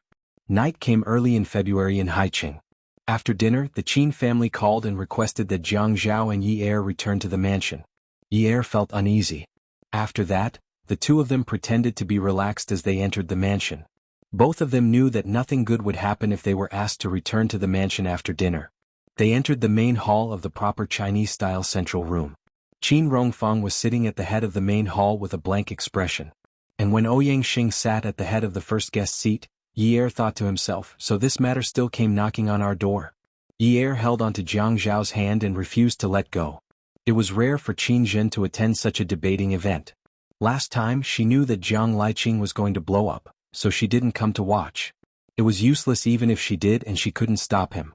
Today, she didn't ask Jiang Liqing to come and went herself. Actually, Jiang Liqing didn't want to come either. After the previous beating, just thinking about it in the middle of the night made his heart ache. His son was almost 30 years old, but he still whipped him in the saddle in front of so many people. When he saw his daughter-in-law crying like that, he also felt heartache. He regretted it so much that his intestines were twisted together. Ouyang Xing went straight to the point and said seriously, Jiang Zhao, Yunyun said that the child is yours. Yi Er suddenly hugged Jiang Zhao's arm with a frightened expression. Qin Zhen saw all of this. She knew that this girl was usually proper, but one look at her eyes and she could tell that she was very cunning and strange. At this moment she was afraid. She was just afraid. There was no other impurity in her eyes. On the other hand, her son didn't seem to be flustered. Qin Zhen sat on the first seat opposite Ouyang Sheng. The two of them faced each other. Logically speaking, Qin Zhen was a junior. She shouldn't be sitting on the same seat as Ouyang Sheng, but she also felt a weight in her heart. To be honest, no one had dared to bully her son like this in her life. Jiang Zhao was brought to Haiqing by her when he was 14 years old. Who had schemed against him like this? If she really indulged her son like the wives of other wealthy families, Jiang Zhao would have slept with more than 100 women by now. It wouldn't be the family Ouyang's turn to make irresponsible remarks. Not to mention that everyone knew that they had been set up, even if they really slept with him, so what? Marry? It also depended on whether she, as his mother, was willing or not. When Ouyang Yen stood in front of her and objected to Yi Er marrying into the family, she felt that even if Yi Er's family background wasn't compatible, she still couldn't accept Ouyang Yen. A good horse wouldn't turn back to graze on old grass, not to mention that this grass had legs and ran on its own. Child? What child? She didn't understand. Qin Zhen glared at Jiang Zhao and Yi Er, not allowing them to speak. At this moment she looked at Ouyang Sheng and beamed with joy. She was clearly a social expert. Her voice sounded respectful and a little teasing. Fourth master, you have to be gentler when you speak. My daughter-in-law is pregnant. No matter what, the child in her stomach is the Jiang family's legitimate young master or little Mississippi. If she's scared to death, that would be a big deal. Come and see. Shinwu 799, that you're tuning in to the Dreamy Chapters YouTube channel. We're so grateful for your support, and don't forget to subscribe to join us on this incredible journey through captivating stories. Your generosity through donations truly makes a world of difference, as it's the primary source of revenue that allows me to expand and enhance this channel for you. Thank you from the bottom of my heart for being a part of this adventure.